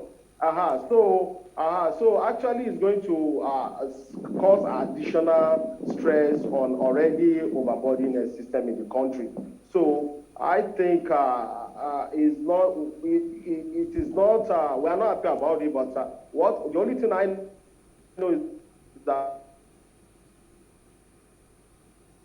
we have a system of situation operation. At times, people miss it, even when somebody presents in the health facility. At times, people, the virus is being diagnosed after somebody has died, maybe during autopsy and so on. So the issue has to do with the diagnosis because it mimics there are a lot of differentials that is diagnosis that is associated with the virus. Like somebody may assume that somebody presenting with fever, not with or without bleeding, you may just think it's just malaria, or you could think it's a terrible fever, or somebody may be present with a urinary tract infection. So the challenge is diagnosing it at presentation. That has always been our problem. Thank you. Well, Dr. Jamiu, why? Because you've described this as endemic here in Nigeria. Why has it been difficult for Nigeria to deal with Lassa fever? It keeps going and coming back. And of course, we fail to also mention that the fatality figures with Lassa fever in Nigeria are staggering. And we still have not been able to deal with it. So what's the biggest challenge? The bigger challenge is the diagnosis at presentation, because most of the time the signs and symptoms are not specific for Lassa fever. A patient can just present with symptoms suggestive of malaria or enteric fever or any fever illness. Coupled with the fact that our infection prevention and control in some facilities are not too impressive. And you also agree with me for the fact that you expect that anybody that just presents fever or any other, like maybe diarrhea, vomiting, the first thing, especially in our setting, is to first think of malaria or enteric fever. So usually people don't take caution. You find that because dealing with Lassa fever will require wearing personal protective equipment and so on. So most of the time, some people just assume it's just malaria or enteric fever and so on. So it requires high index of suspicion for somebody to think that a person presenting actually have Lassa fever. For instance, let me give you an example of what happened in Nasarawa State sometimes in November, where we lost two of our colleagues. What happened was that this woman delivered and presented with postpartum hemorrhage, bleeding following. Anybody would believe that, okay, it could be as a result of maybe a complication following delivery. At the end of the day, this woman was operated on in the bid to a kind of control the bleeding, thinking it was postpartum hemorrhage. At the end of the day, it was a case of Lassa fever. So the issue is this, is that despite we having the case definition in terms of is it a suspected case, probable case, it's only when we have a confirmation case that somebody may, and at times, most of the time, anything will have been done, touching with the patient, vomitus or secretions and so on. So before maybe a suspicion of Lassa fever will be made, but usually people normally miss it at the beginning because of the nature. It doesn't really present. It's only occasional where somebody can, have a high source of suspicion is that somebody come with bleeding and fever with other symptoms. But on many occasions, only 20% present with bleeding. So these are some of the challenges. So maybe as we go on, I will suggest what we think we can do, which I believe we are currently doing, is just that we'll not be able to achieve the result. Thank you. Okay, so do you think that, we have done enough since 2016? I mean, when we had this outbreak of Lassa fever, do you think we have done enough as a country? And what can we do, to ensure that we reduce the death rate and, of course, we improve and prevent all of this? Okay, we've really done well in terms of surveillance. But as I've said, this is a disease whereby you can't be specific as regards to the signs and symptoms. For instance, let me give you an example. A suspected case now is somebody that maybe fever within 3 to 21 days with maybe temperature of about 38 degrees and so degrees and above, with symptoms such as nausea, vomiting, diarrhea, generalized body pain, muscle pain, abnormal bleeding. That is bleeding from the hand. As I've said, bleeding, you can only see that in 20% of cases. So the only way for which I don't want to stay as part of prevention is for us to have a vaccine for it. It's so unfortunate that since the discovery of Lassa fever since 1969, we are yet to get vaccine. But there are a lot of work currently ongoing.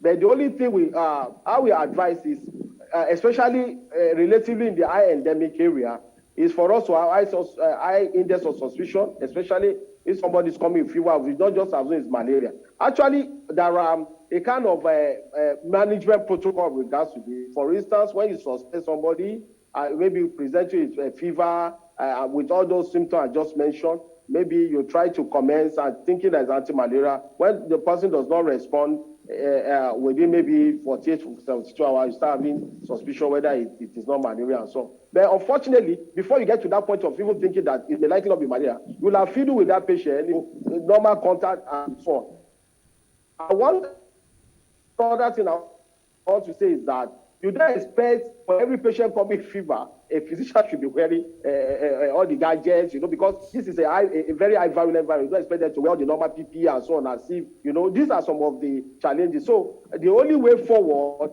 as part of this, in case we miss this, is for us to develop vaccine, which I think the National Center for Disease and Control in Nigeria has been in charge of ensuring that we have a vaccine for it. Because if you look at it, they've done a lot. We have about 5 centers and so on. So I think the way forward is to development of vaccine. It will go a long way in kind of reducing all these missed cases, which at the end of the day get complicated, more people involved, and so on and so forth. Thank you very much. How transmissible is Lassa fever? And of course, what's also the fatality statistics? How many people get to survive Lassa fever? And also talk about Nigeria's healthcare system currently. We are still dealing with COVID-19. Do you think we can handle a full outbreak of Lassa fever? Is this something we should be worried about? Yeah. Okay. In terms of case fatality or one thing I want to say is that for every case of Lassa fever, only about 20% end up getting signs and symptoms. 20%. And among this, the case fatality has been between 10%, 15%. The only situation whereby we get high case fatality people that are high risk, like pregnant women, children, people above 40 years, and other people, people with comorbidities, like maybe hypertension and other diseases. Those are people that are more risk. In pregnancy, the case fatality may reach up to like about 50-55%, or from 45% and above. So it's more. That's why if a pregnant woman presented in the hospital with complications and so on, and if Lassa fever is not diagnosed on time, the risk is usually higher, because in terms of even the outcome of that pregnancy, the woman and so on. So these are some of the issue as regards to that. We don't pray for us to have a kind of compound epidemic, because it will be a kind of it's already our health system is already overstretched. Witnessing a kind of spike in this in cases of Lassa fever, I think now where that such are not been discovered or established, what we need is that for every fever we need to be very careful as regards to how we manage anybody presenting with fever, because especially if they are coming from high endemic areas like Nasarawa, Benue State, Taraba. And so now, Bauchi was not used to known as one of the endemic area, high body, but now we are witnessing things like that. So at this moment, I think apart from the COVID-19, which will normally, come suspicious when the temperature is about 30 degrees and above. I think with the current situation now, I think we also need to rule out fever, especially unexplained fever, with or without bleeding. We need to add high index of suspicion, and we need to intensify our infection prevention and control in our effort. We don't just assume everybody coming with fever at this point in time has malaria or enteric fever and so on. So we need to be more vigilant and be more careful as well. Thank you. Is this a highly transmissible infection? Yeah. Yes. Highly virulent. Yes. From person to person? Yeah. Okay. You say from person to person is more, because usually the real carrier of that infection is rats. We have a class of rats called Mastomys species. That is marmot rat. That is why you see them more in their urine, in their feces. That is in their droppings. So that is actually the reservoir of that virus. But usually when there is man interface with rats, either not covering our food very well, having contact with the urine or with the droppings, or trying to make it as a meal, hunting for them and so on.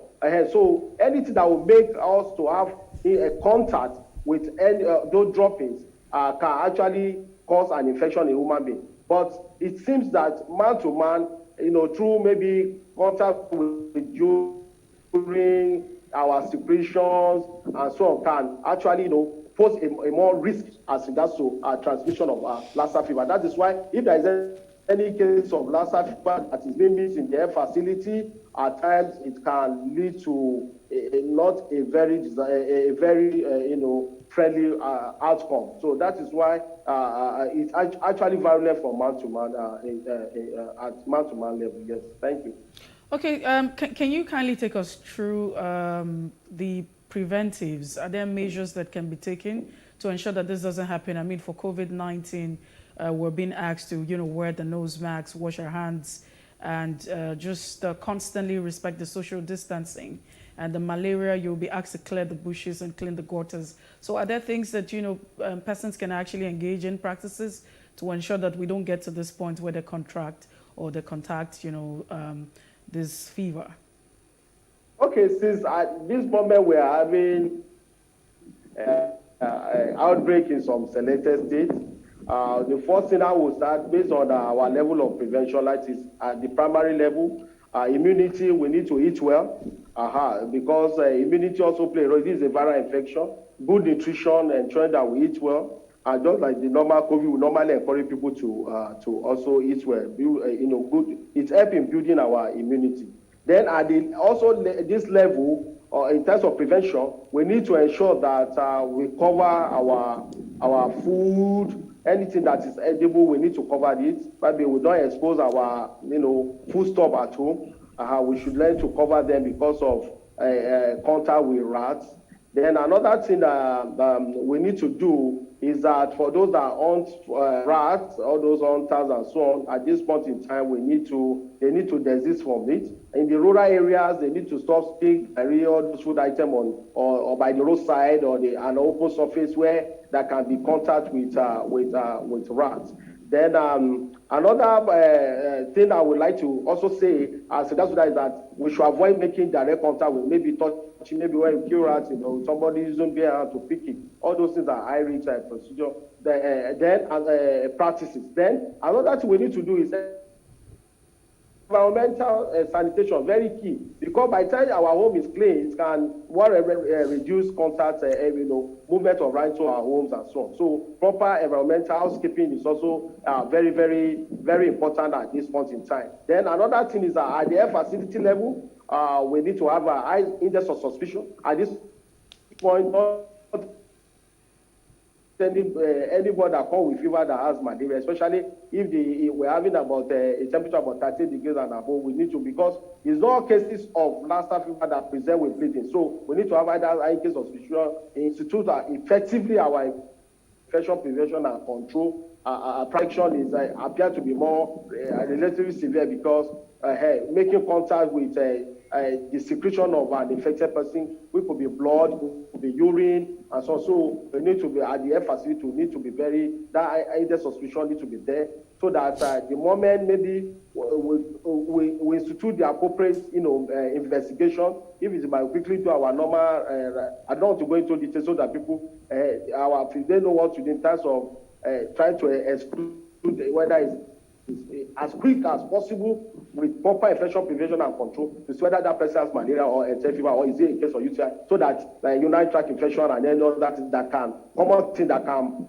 present with fever in our setting. So after which, if there is suspicions of malaria, because that can be malaria and even having Lassa fever together. So in the case somebody is not responding based on the protocol, within 48 hours of instituting a standard medication for malaria, that should be that should also serve as a pointer to something. Then they can take the patient sample and send the sample to appropriate diagnosis centers. We have about 5. We have one in Federal Medical Center Owo. We have one in the Irua Specialty Teaching Hospital. We have another one in Lagos University Teaching Hospital. Those are there. So then we have in Abuja, the NCDC laboratory, facility reference laboratory in Abuja. Then we have one in Ebonyi, that is the Federal Teaching Hospital. So usually we have a protocol that's what we call integrated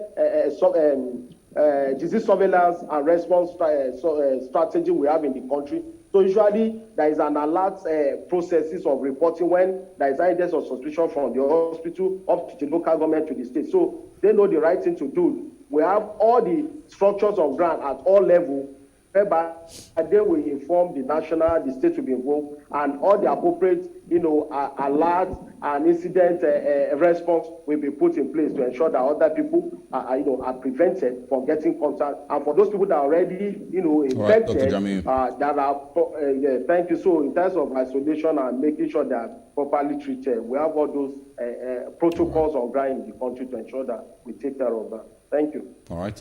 As a public health physician and member of the Association of Public Health Physicians of Nigeria, Lagos State Chapter, Dr. Ganiyu Jamiu, thank you very much for your time and for speaking with us this morning.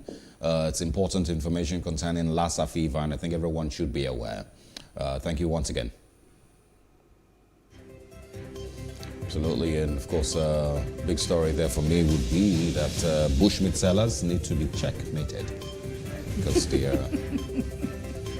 I guess it's something we're not saying, but this is where we call it a wrap. Thank you so much for being part of the conversation.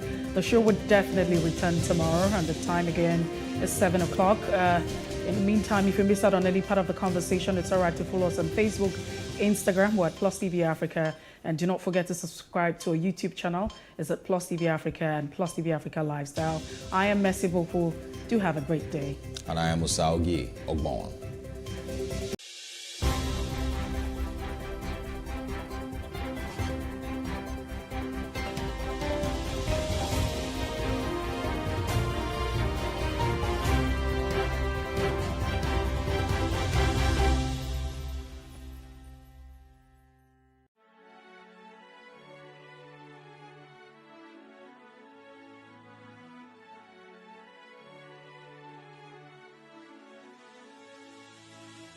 It is engagement we need to have. Those who suffer miscarriages are never taken into account. Members of the National Assembly are also influence peddlers. You are sitting on Nigerians' money. From the barbing, I pay my rent. On the barbing, I send my children to school. A consultative engagement. No any tangible notification before they ban us. It's one thing for people to be at your back and the heat of the moment. There's another thing for them to still be with you when push comes to shove. I will do everything to take Lagos out of the national grid.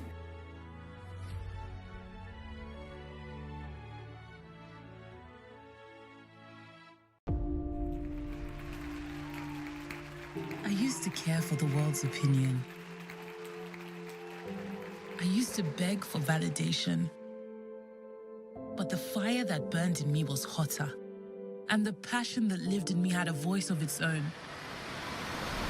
So I stopped waiting and started to act. I stopped fearing and started to live. And when they thought I would fail, I stepped into my power. Because my time is now. Amstel Malta, be your best. Nigeria's Niger Delta region, from where the black gold fuels Africa's largest economy, where the lines between wealth and poverty has never been thinner. Conflicts, poverty, insecurity, and environmental challenges daily confront the region. How can the Niger Delta story be changed for the better? Join Mamude Akuga at 9 p.m. every Friday evening on PlusTvAfrica as he probes deep in search of solutions. Inside the Niger Delta with Mamude Akuga, the authentic voice of Nigeria's oil-rich region. Praise God, from whom all blessings flow.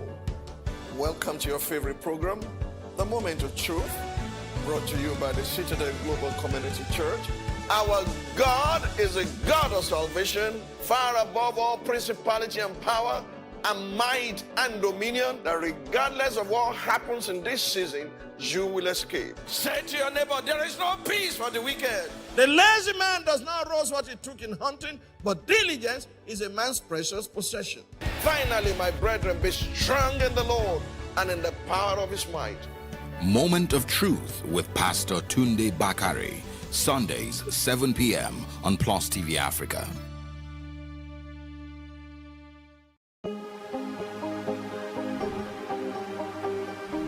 This is it for upcoming artists to blow in Nigeria.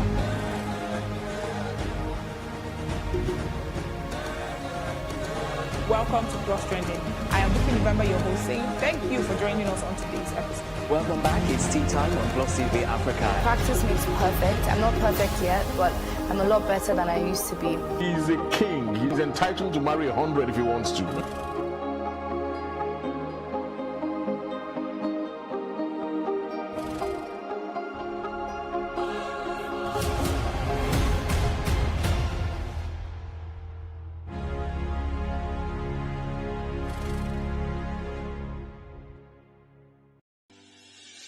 Increase the reach of your events or business services. To advertise on PlusTvAfrica, please call 0906 000 5719 or 0909 040 8408, or send an email to marketing@plustvafrica.com. Plus TV Africa. Big stories live here.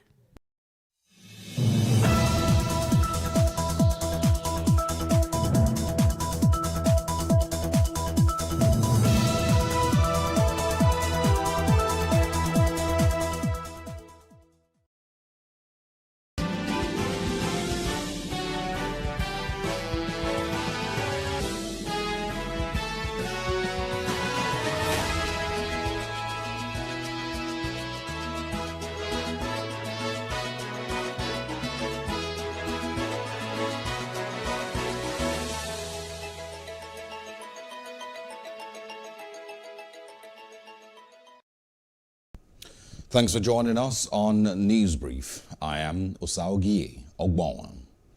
The Ebonyi State Governor, David Umahi, on Tuesday declared his intention to run for president in 2023 at the State House in Abuja. His declaration comes about 24 hours after former Governor of Lagos State, Bola Ahmed Tinubu, also indicated interest in the race. Both men are members of the All Progressive Congress.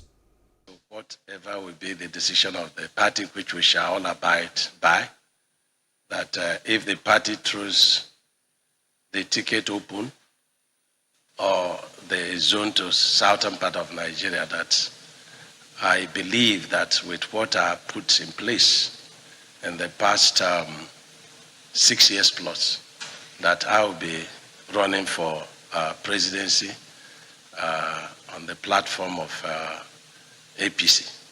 So I told him, and of course, he believes that whoever that wants to run for president of this country must have to consult widely and go to all the leaders, and that we must do everything to remove ethnicity and our religion in our polity so that this country can grow. Let me also add that as the chairman of Southeast Governors Forum, that I support a political solution to our insecurity problems in the Southeast. And of course, I mentioned it to Mr. President. And so I believe strongly that Southeast, that proposing for political solutions should be able to engage the federal government. After all, there's always what is called out of court settlement. But it's for our people and our brother Kano to be willing, for us to truly engage so that we can find true peace in our region. And ahead of the 2023 general elections, the chieftain of the People's Democratic Party, PDP, Bode George, is calling on INEC, party leaders and managers to educate the people on the importance of the permanent voters' cards, PVC, and the need for the electorate to participate in elections. Our correspondent, Jacinta Obuku, reports. 72.7 million collected their permanent voters' card before the 2019 general elections, according to the nation's electoral body. This represents 86.3% of the over 84 million registered voters in the country. According to INEC, the percentage of the registered voters as at March 2019 stands at 49.78%. In a chat with a chieftain of the People's Democratic Party, Bode George, he said INEC and all concerned parties need to take voter education seriously if the next election will be anything to reckon with. There must be a deliberate effort to inform the people, to educate the people. The town criers must go out, explaining to them. Send those town hall meetings, let them explain to them, let them even show them the importance of the PVC. What does it do? How does it work in the various Nigerian languages? Voter turnout at the last election seems worrisome at 34.75%. On the streets, a cross-section of Nigerians shared their ideas on how to eradicate voter apathy. I think the government should sensitize the youths more on platforms that are known by the youths. For example, Meta, that's the new name for WhatsApp, and most betting sites, so they should run adverts there because that's where youths go to involve the youths. I feel to get people come out to vote, the voting process should be kind of flexible. We as Nigerians, we play a lot, we are always excited. I mean, because the voting process most times is rigid, rigorous, and a lot of people can't stand the stress. So when they see something that is exciting, maybe like something like a side attraction that can actually excite someone, or someone should actually come out to vote. They challenged INEC to do thorough checks and balances in its operations. Some of the PVCs that were not utilized, that were not collected, why? Those are the things I believe Prof and his team must go and ensure that all is well. I know there's no system that is 100% perfect, but we won 99.999%. Perhaps the coming governorship elections in Osun and Ekiti states come June and July will stand as a litmus test for the conduct of the 2023 general elections by INEC. Jacinta Obiuku for Plus TV Africa. And the Katsina State Police Command says it recovered 109 anti-aircraft ammunition and arrested 999 suspects in various operations across the state in 2021. SP Gambo Issa, the spokesperson for the command, who disclosed this on Tuesday in Katsina, said the command also recovered various arms and ammunition during the period. The arms include 4 GPMG, 44 AK-47 rifles, 1 rifle, 1 G3 rifle, 20 locally made guns, and 689 rounds of 7.62 millimeters ammunition. Issa said that 1,243 domestic animals, including 867 cows, 352 sheep, 24 goats, and 1 donkey were also recovered. Some of the suspects include armed robbers, kidnappers, cattle rustlers, among others. And the NCDC Ekiti Command has paraded 4 suspects for alleged kidnapping, conspiracy, and theft. The state commandant of the NSCDC, Olatunde Fayemi, said the suspects were arrested by officers of the command during the New Year celebrations. Among the suspects are Toby Olayinka, Ayodeji Fanashe, and Daniel Emmanuel. NSCDC Commander Fayemi said that Toby Olayinka was arrested by the counter-terrorist unit for an alleged threat on one Hamzat at DBC. In the area of kidnapping, the prevalence is increasing in Ekiti State because many youths are taking to it as business. They are joining it with the Yahoo business. And largely, they are between 20 and 30 years old. And as for us in civil defense, we don't spare any based on religion or ethnicity that has committed any form of crime. The law is blind and the law is impartial. Because I attempted to collect money from my Oga by threatening to kidnap him. How do you I'm not proud because I'm not really proud at all.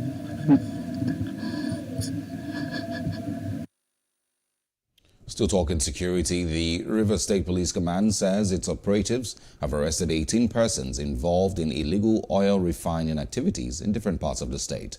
The State Commissioner of Police Friday Ebuka disclosed this while parading the suspects before newsmen in Port Harcourt. Ebuka said the arrest followed the directive by the governor in his New Year address. He ordered that all security agencies should put heads together to ensure that illegal oil bunkering in River State was brought to an end. We were able to arrest 10 suspects who were escorting 2 tanker loads of petroleum products illegally refined. 8 of them are here seated. 9th of this same month, our men also arrested 2 suspects at Elele town. On this note, we want to advise people who are into this illegal bunkering to stay away from it because of the health implication in addition to the economic sabotage aspect of it. Actually, I heard over the news that some people have been declared wanted by the state government. We are still expecting to get the list from the state government to can work on them. We don't act on what we hear on radio. By the time we get the list, we'll go after them. And I want to assure you that they will be arrested and prosecuted. The Commissioner of Police said the suspects will be charged to court for prosecution. And the building housing Salvation Ministry, Okpanam Oshimili North Local Government Area in Delta State, has collapsed, trapping an unspecified number of worshippers with over 10 deaths recorded. The building, which is being used for the first time, reportedly collapsed at about 5:55 p.m. during Tuesday evening service. Reports say about 8 persons have been rescued unhurt, while 4 persons had been rushed to the Asaba Specialist Hospital for medical attention. As at the time of filing this report, Secretary to the State Government, SSG, Chief Patrick Uka, said the State Commissioner for Health, Dr. Ononye Modi, team of Red Cross officers and firefighters were on ground on a rescue mission, while worshippers, family members and sympathizers were crying as efforts were on to rescue other victims. And individuals in government who benefit from the rising insecurity in the country are the reason for the security challenges the country currently faces. This is particularly so in the Southeast. This was said by Emmanuel Onwubiko, National Coordinator of the Human Rights Writers Association of Nigeria. He added that Nnamdi Kanu did not commit any crime and should be released. He stated that all Igbos need to join hands to achieve peace in the region. The reason why we seem to have insecurity all around the country and the reason why they are escalating is because certain persons in government and out of government are benefiting immensely.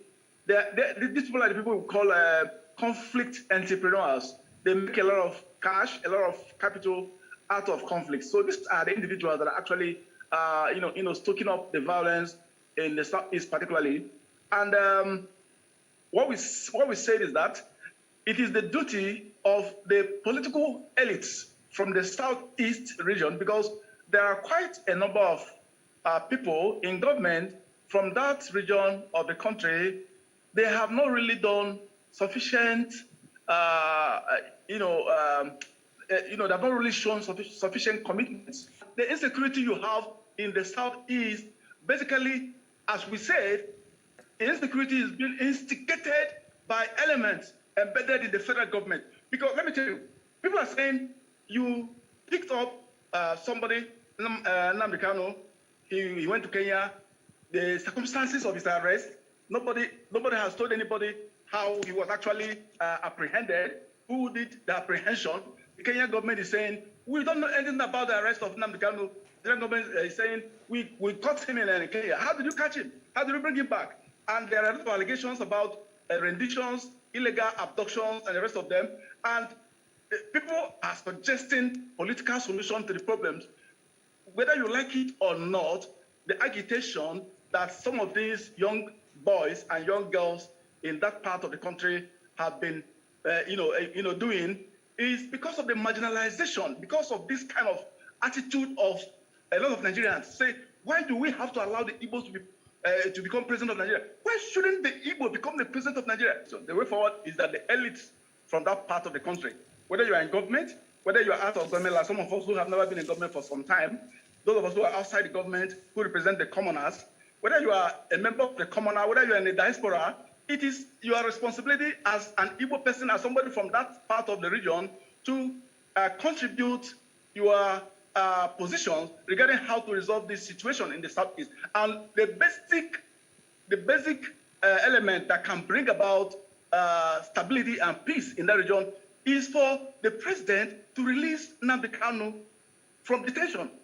Because it is not an offense that somebody sits down somewhere in London and somebody begins to throw jibes at anybody.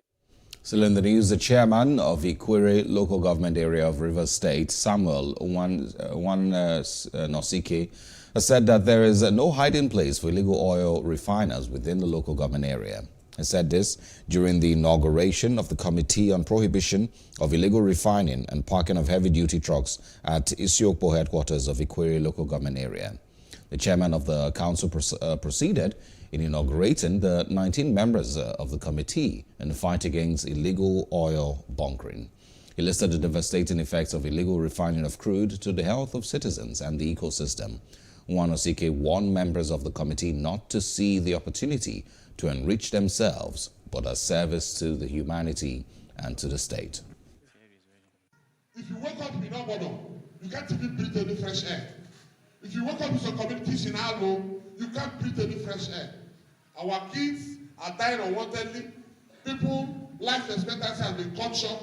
Cancer is killing people because of nothing. All those who have been doing the oil bunkering activities in Obodo, in Isiokpo, in Omagwa, wherever they have been involved doing it, they can't point out to us what meaningful achievement they have gotten from this oil bunkering. But what they can point out to us is that they have destroyed our waterfronts, they have destroyed our farmlands, they have brought crisis to us. Death has come to our doorpost through their actions. That you're a member of this task force does not make you above the law. whether you're a civilian or your security operatives have been nominated.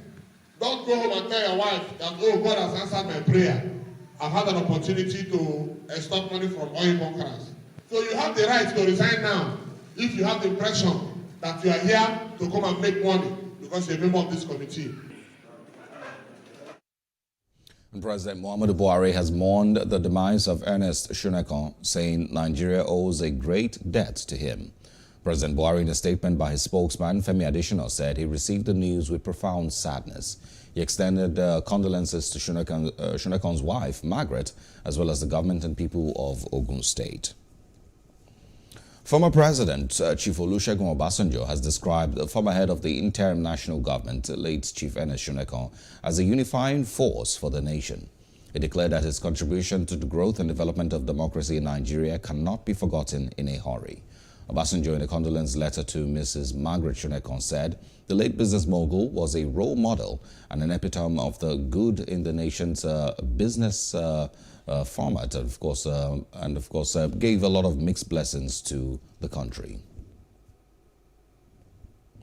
To other parts of Africa, 17 civilians have been killed in a drone strike in a town in Ethiopia's war-hit Tigray region. Aid reported this on Tuesday, the second reported of such attacks in just a few days. The attack came after dozens of people were reportedly killed and many more injured in a drone strike on Friday on a camp. Also in northwestern Tigray, 4 people displaced by Ethiopia's brutal 14-month-old conflict. The situation seems no different. It was not possible to independently verify the reports because access to Tigray is restricted and it remains under a communications blackout. An Ethiopian government spokeswoman said on Tuesday she had no information on the alleged strikes. The United Nations has not been able to confirm reports of an airstrike in Ethiopia's northern Tigray region on Monday, January 11th. They reportedly led to civilian casualties due to lack of communications in the area. UN spokesperson Stephen Dujarric told reporters on Tuesday. Our colleagues in Mekele reported anti-aircraft fire this afternoon, but there's been no indication of bombardment of the city at this time. We, along with our humanitarian partners, have reduced movements in the northwest zone of Tigray following the airstrikes that took place Friday night, which reportedly killed more than 50 people and injured many others. We also continue to call on all parties to the conflict to immediately facilitate the free and sustained movement of humanitarian workers and supplies into Tigray, including medical supplies to treat civilians injured in recent attacks. An airstrike in Tigray on Monday killed at least 17 people, mostly women, and wounded dozens in the town of Maya Shebri, 2 aid workers reported, citing local authorities and eyewitnesses. And outside Africa now, Boris Johnson is to face MPs later at Prime Minister's questions amid demands for him to say whether he attended a drinks event in the Downing Street garden during lockdown. It will be the Prime Minister's first public appearance since it emerged 100 staff were invited to the May 2020 gathering. Mr. Johnson has so far declined to say whether he attended it. However, a number of Conservative MPs have said this position is unsustainable. And police in eastern Mexico discovered more than 30 Central American migrants hiding in a cargo truck headed to the United States after a road accident in Veracruz state on Tuesday. The shipping truck carrying 38 migrants, including 8 minors, crashed into a retaining wall on a highway in the state of Veracruz in eastern Mexico. According to police, no migrants died in the accident and some had minor injuries. Mexican National Migration Institute took the migrants into custody to review their legal status in the country. According to local media, the truck driver escaped from the scene. And North Korean leader Kim Jong-un has called for boosting the country's strategic military forces as he observed the test of a hypersonic missile for the first time in nearly 2 years. On Tuesday, authorities in South Korea and Japan detected the suspected launch, which drew condemnation by authorities around the world and prompted an expression of concern from the United Nations Secretary General. North Korea's official news agency, KCNA, reported that the test fire was aimed at the final verification of overall technical specifications for the developed hypersonic weapon system. The second test of a hypersonic missile in less than a week underscored Kim's New Year vow to bolster the military with cutting-edge technology at a time when talks with South Korea and the United States have stalled. And the World Health Organization has warned that half of Europe would have been infected with the Omicron variant of COVID-19 within 6 to 8 weeks. Dr. Hans Kluge said a west to east tidal wave of Omicron was sweeping across the region, on top of the surge of the Delta variant already present. The projection was based on the 7 million new cases reported across Europe in the first week of 2022. The number of infections has more than doubled in a 2-week period. And now to business news. The U.S. Federal Aviation Administration, FAA, said on Tuesday that it briefly halted departures at some West Coast airports on Monday around the time of reports that North Korea had launched a ballistic missile. A U.S. official said the FAA paused some West Coast operations for less than 15 minutes due to initial reports of events in the Indo-Pacific region without directly tying it to the missile launch. Earlier on Tuesday, the United States condemned North Korea for a ballistic missile launch, saying it violates multiple UN Security Council resolutions and poses a threat to its neighbors and the world. The North Korean Aerospace Defense Command did not issue any warning following the launch. And to sports news now, the Super Eagles of Nigeria have defeated the Pharaohs of Egypt 1-0 in their group stage encounter at the ongoing 33rd Africa Cup of Nations on Tuesday in Cameroon. Super Eagles, who topped Group D with the victory, were dominant and impressive throughout the game. With yesterday's victory, Nigeria broke Egypt's unbeaten record. Pharaohs were unbeaten in their last 16 group matches at the Africa Cup of Nations. Before now, Egypt's last defeat in the group phase dates back to the 2004 tournament, where they lost 2-1 against Algeria. Kelechi Iheanacho scored the only goal in the game in the 30th minute with an assist from Taiwo Awoniyi.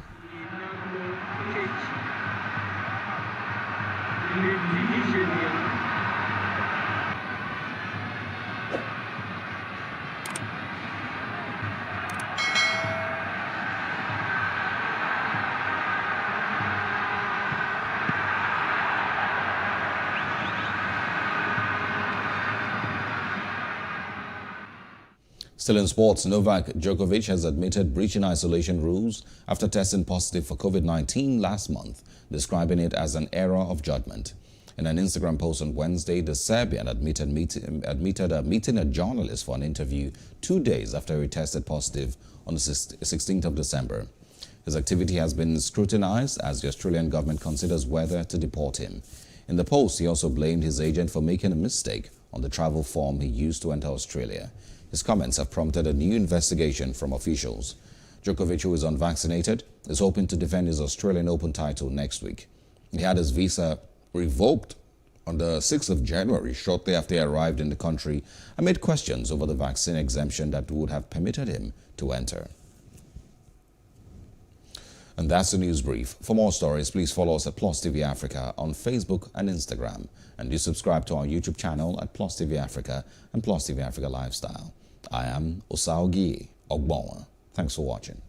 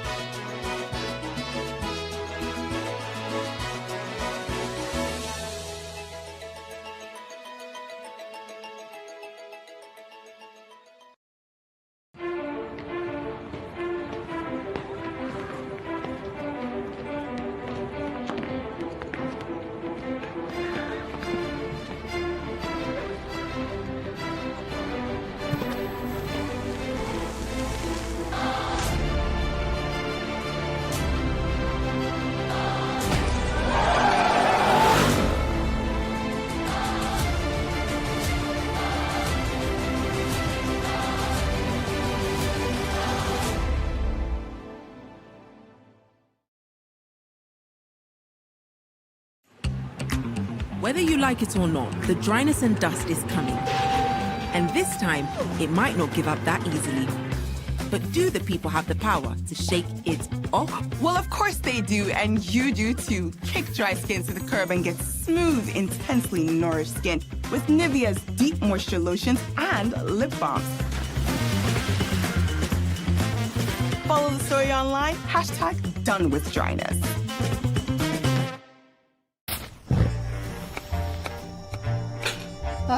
I miss them. Well, they should be on their way by now.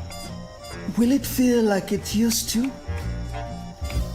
With everyone so busy these days. It will be fine.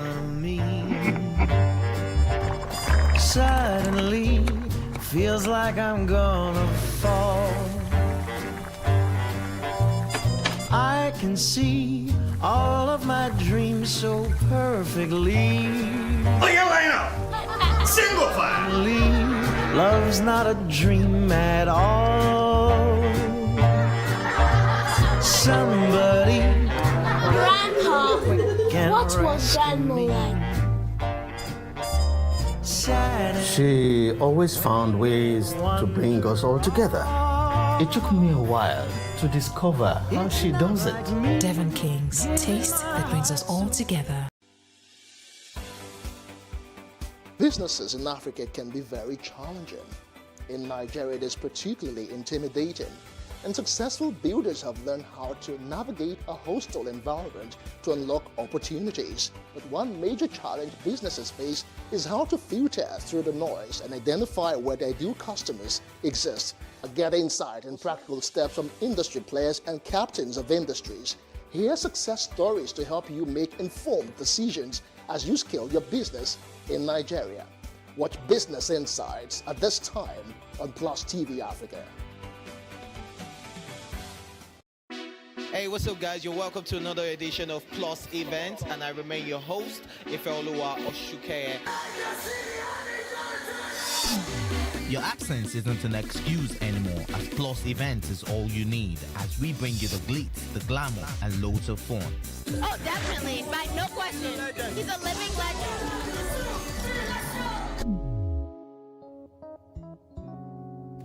Oh, God forbid, Holy Ghost fire, no. I just want to be blown away. I want to be wild. This is 11 years of doing it.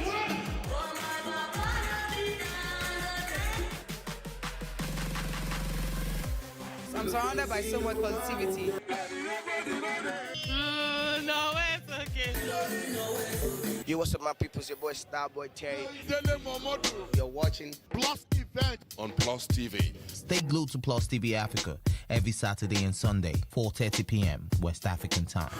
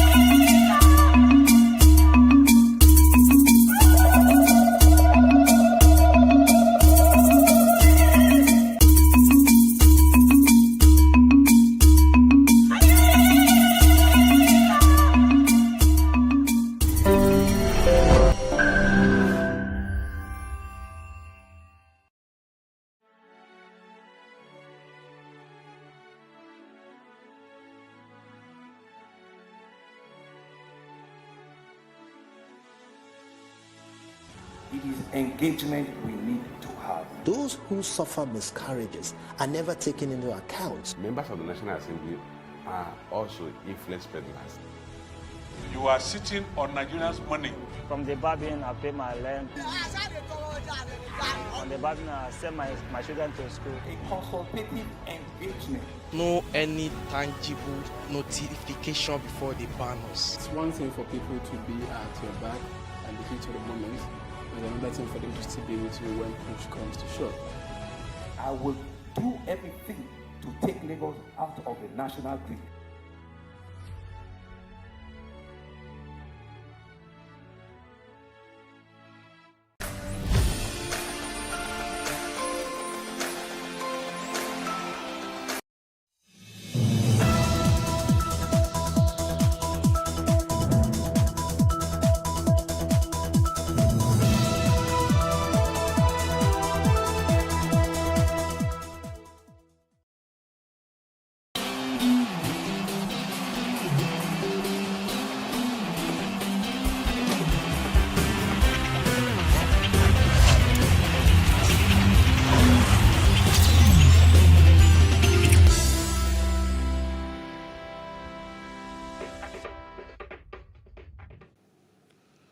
Hello, it's Wednesday. My name is Mikhail Tinubu. Welcome to Plus Sports on PlusTvAfrica.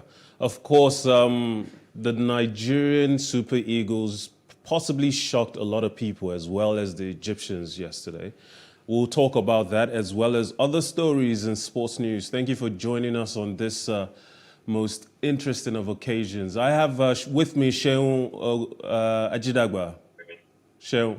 Good morning, Nick. Congratulations to Nigeria. Yes, it's been really something.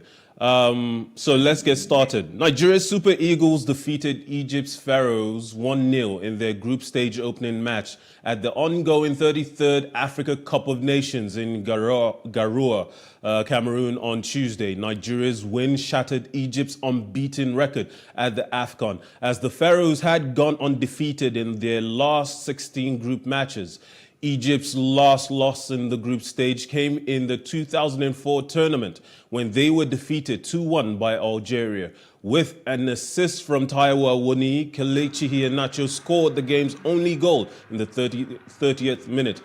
Egypt's nightmare night began with a horrible first half for Al Ahly's left back Akram El Grassi, who injured his lower limb while attempting to disarm the swift left-wing sniper Moses Simon, and had to be substituted. Nigeria's left wing was clearly the most fruitful, with the FC Nantes player Moses proving decisive to create the opportunity that led to Kelechi Iheanacho's goal. Augustin Iguavon's side were true to the wing play approach he wants to play, and the team showed a greater threat on the counter than their opponents, as Egypt failed to create enough chances for their talisman Mo Salah.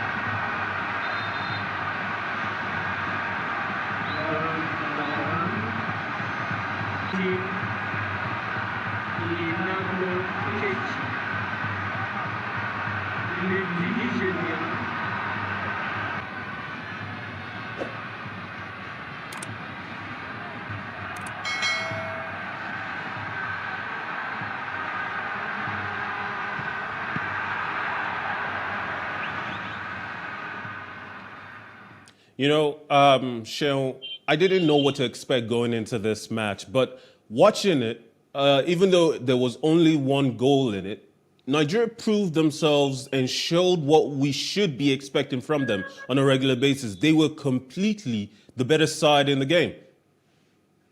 Mikhail, I must say this morning, he was an interim coach giving an interim president a perfect farewell. And what do I mean? When Chief Ernest Shonekon, of blessed memory, passed on yesterday, he was an interim president. Egwavon is an interim manager. So he was interim to interim. That was on the flip side. But come to the real action, we never saw it coming. We felt a perfect result for Nigeria would have been a draw based on things that surrounded our preparation, from sacking of manager to allowing the technical advisor of the Nigerian Football Federation to step in, withdrawals of players, Odionju Digalo, Toshime, Paulo Nuachu, Ogene Karo Etebo. So everything was looking like 13 debutants playing against Egypt, who are a formidable side and the most successful as far as the African Cup of Nations is concerned. Yeah, 7 with wins. 7 titles. But the guys showed us that they can play football. From start to finish, it was a comprehensive performance. All we just missed was profligacy in front of goal. If Moses Simon had been more clinical and more direct, what we are saying now should have been a different result. But give credit of the manager and give credit to the way the defense were disciplined, from Kenneth Omeru to William Trustekong to Zaidu Sanusi. They certainly kept Mo Salah quiet. Yes. It was fantastic. Questions are already being raised given this performance, even though to me it sounds premature. Whether Augustin Egwavon shouldn't actually just be given the role on a permanent basis. No need for a foreign coach to step in. Unfortunately, there's nothing we can do again. We have appointed Jose Pesero, and he was in the stand yesterday, and he will take over immediately after the African Cup of Nations. But Mikel, the guy showed guts yesterday. Joe Aribo, Wilfred Ndidi, Taiwo Awoniyi, and the NHL rolling back the years. Even Sadiq Umar came on. You saw what Chidera Ejike also did when he came on. So what I saw yesterday was a team that was ready to fight for their place. A team that wanted to show the coach that in the absence of those usual suspects, we can also strut our stuff. The first real attack of the Egyptians came in the 70th minute. That faint shot of Mohamed Salah that the goalkeeper, Maduka Okoye, dealt with.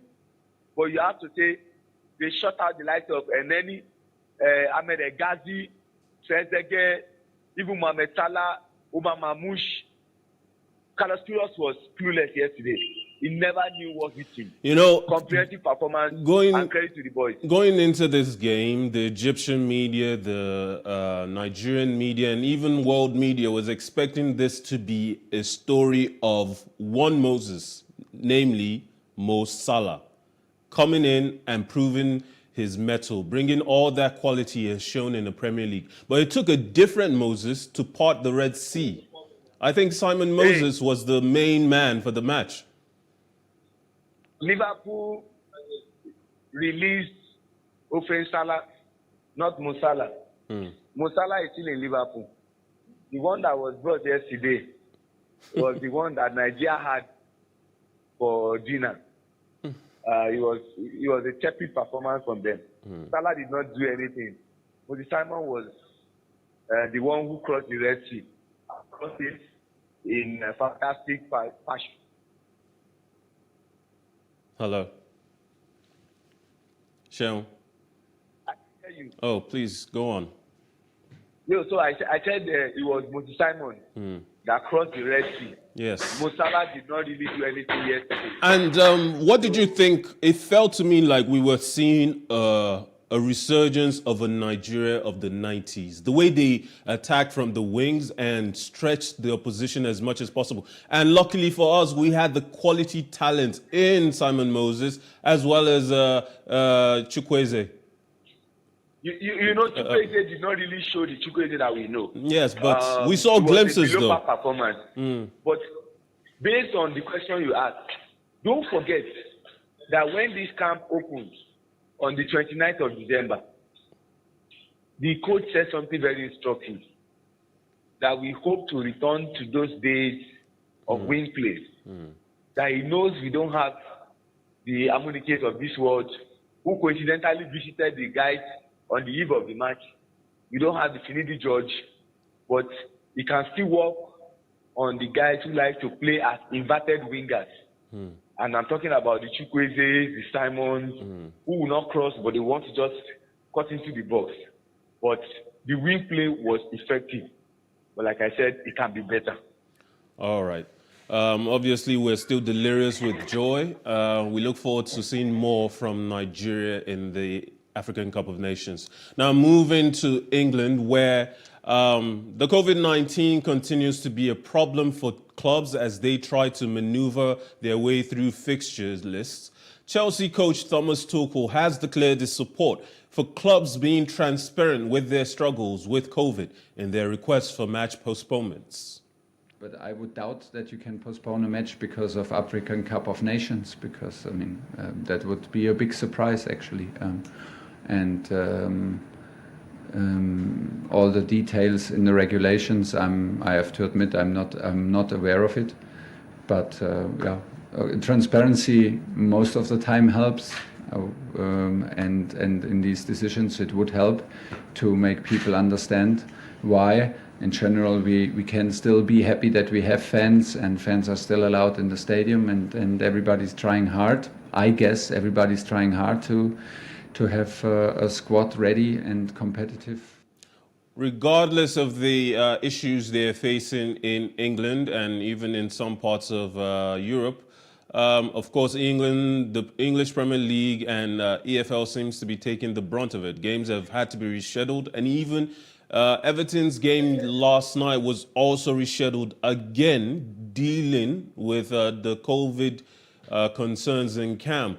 How far do you think these clubs are going to be pushed to the limits due to this current climate? Well, I must be frank with you. Prior to the start of the African Cup of Nations, there was an issue that CAF were given a knock on the head by some of the teams. Because CAF said, irrespective of the COVID issue that is plaguing anything, the game will still go ahead.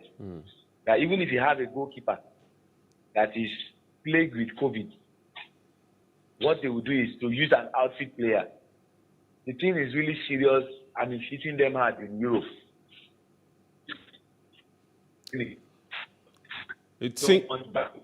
It seems, though, that CAF is completely out of step with the rest of Europe in trying to preserve the fitness levels as well as the general health of these footballers. And that can be really detrimental to the eventual positions of these clubs come the end of the season. Don't you think? I agree with you. And that was why some of those countries were very livid with CAF.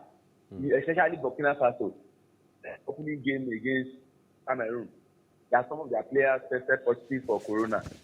And CAF said, as long as you have 11 players, the game will go ahead as planned. That if all your 3 goalkeepers test positive for corona, an outfield player will get into the goal post.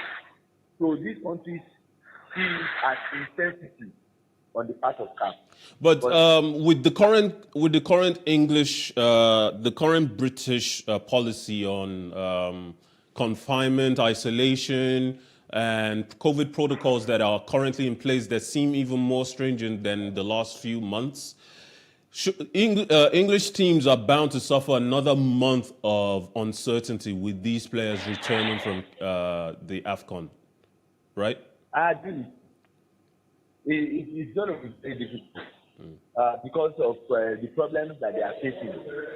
By the time you recover from COVID, you still have to recuperate. So it's taking a toll on some of these things. But what you will be telling them is that how many players did you register? You have close to 40 players, so you can still field them. But honestly speaking, every country, every club want to have their best hand. So it's going to be difficult. It doesn't surprise me then that Dennis was kept back by Watford, given their current circumstances. Definitely. Definitely. it's a pandemic that has ravaged the whole world in the last 2-3 years.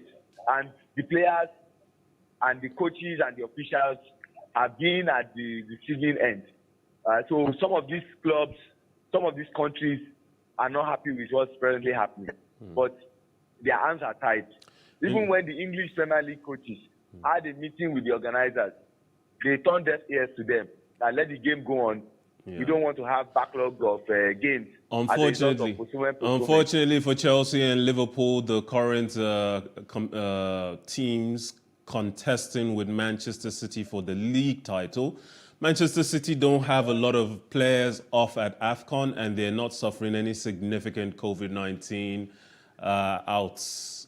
But let's move to Spain, where Barcelona and Real Madrid finalized training preparations on the eve of their El Clasico match, January 11th, for their Spanish Super Cup semi-final in Riyadh, Saudi Arabia.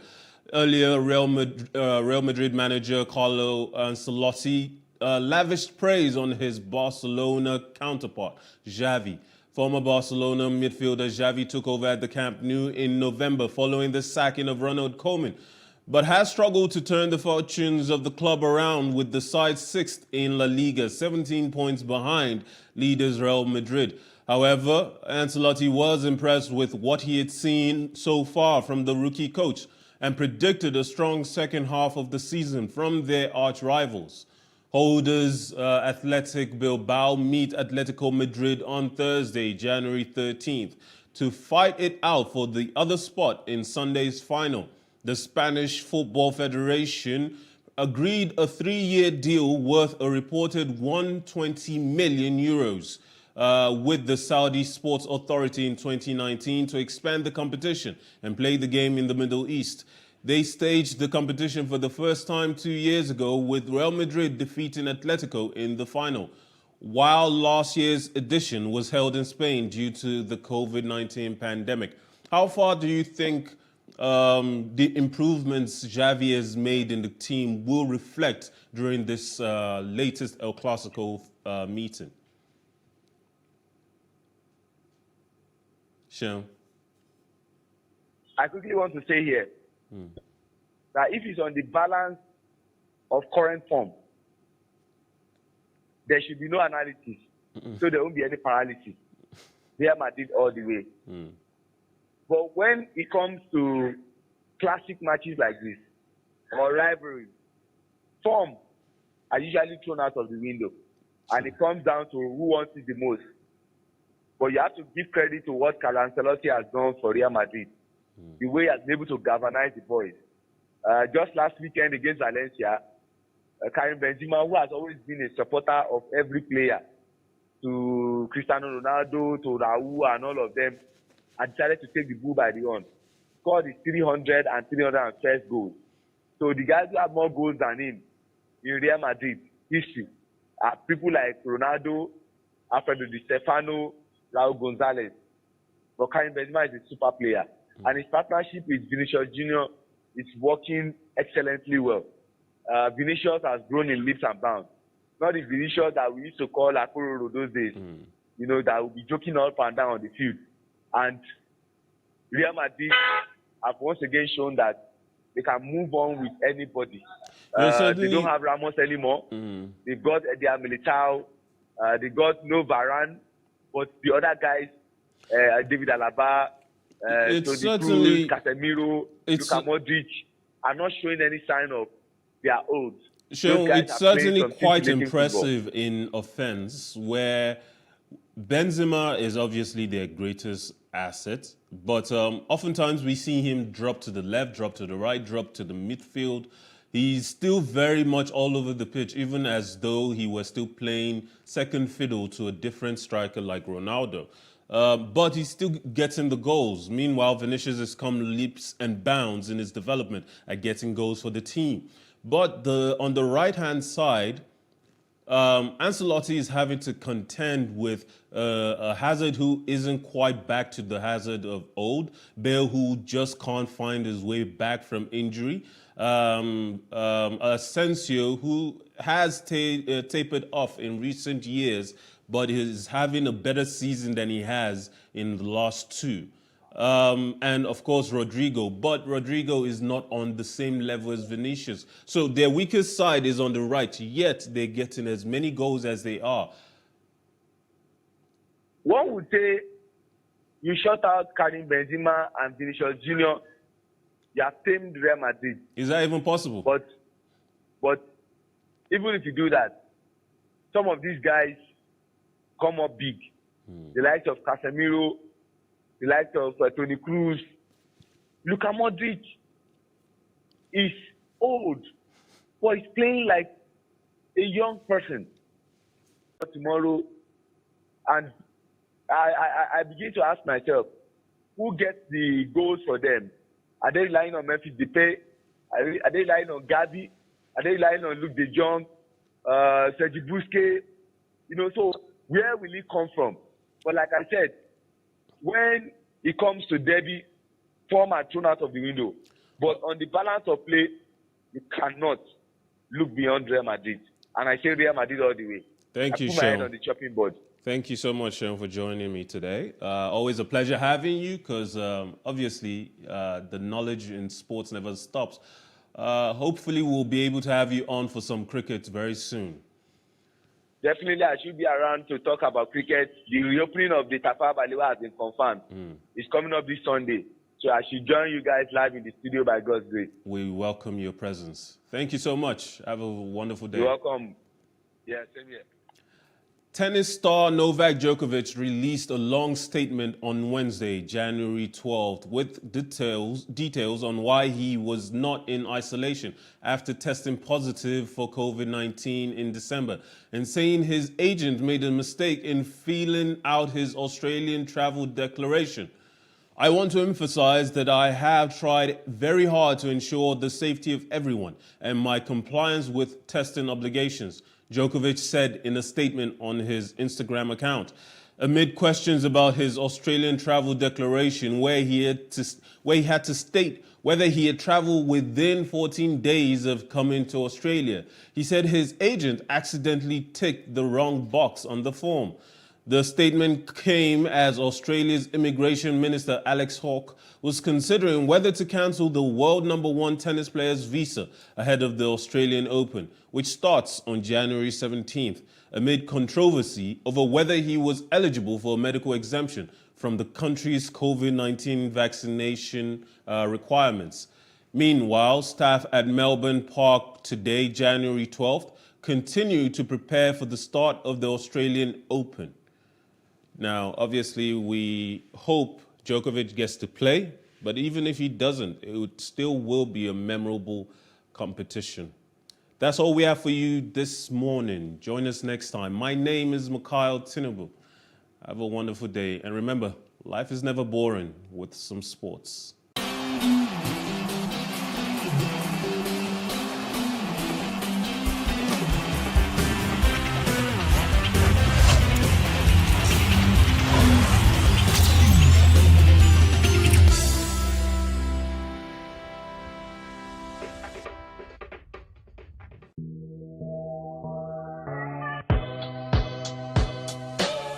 If it's all trending in the entertainment industry, then we'll definitely be talking about it.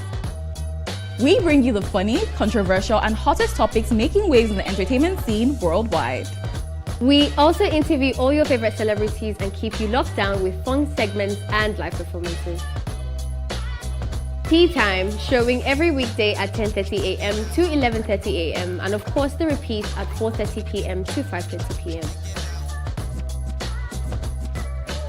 In raising our kids, parents should stop playing God. The internet is actually using the people. But when you are looking for money to help other people, then it becomes easy. Don't rush into marriage. I always say this. You rush in, you rush out. Family is the bedrock of every society and the essence of life. On Today with John and Helen, we dig deep into family values in every sense of the word. Join us every Saturday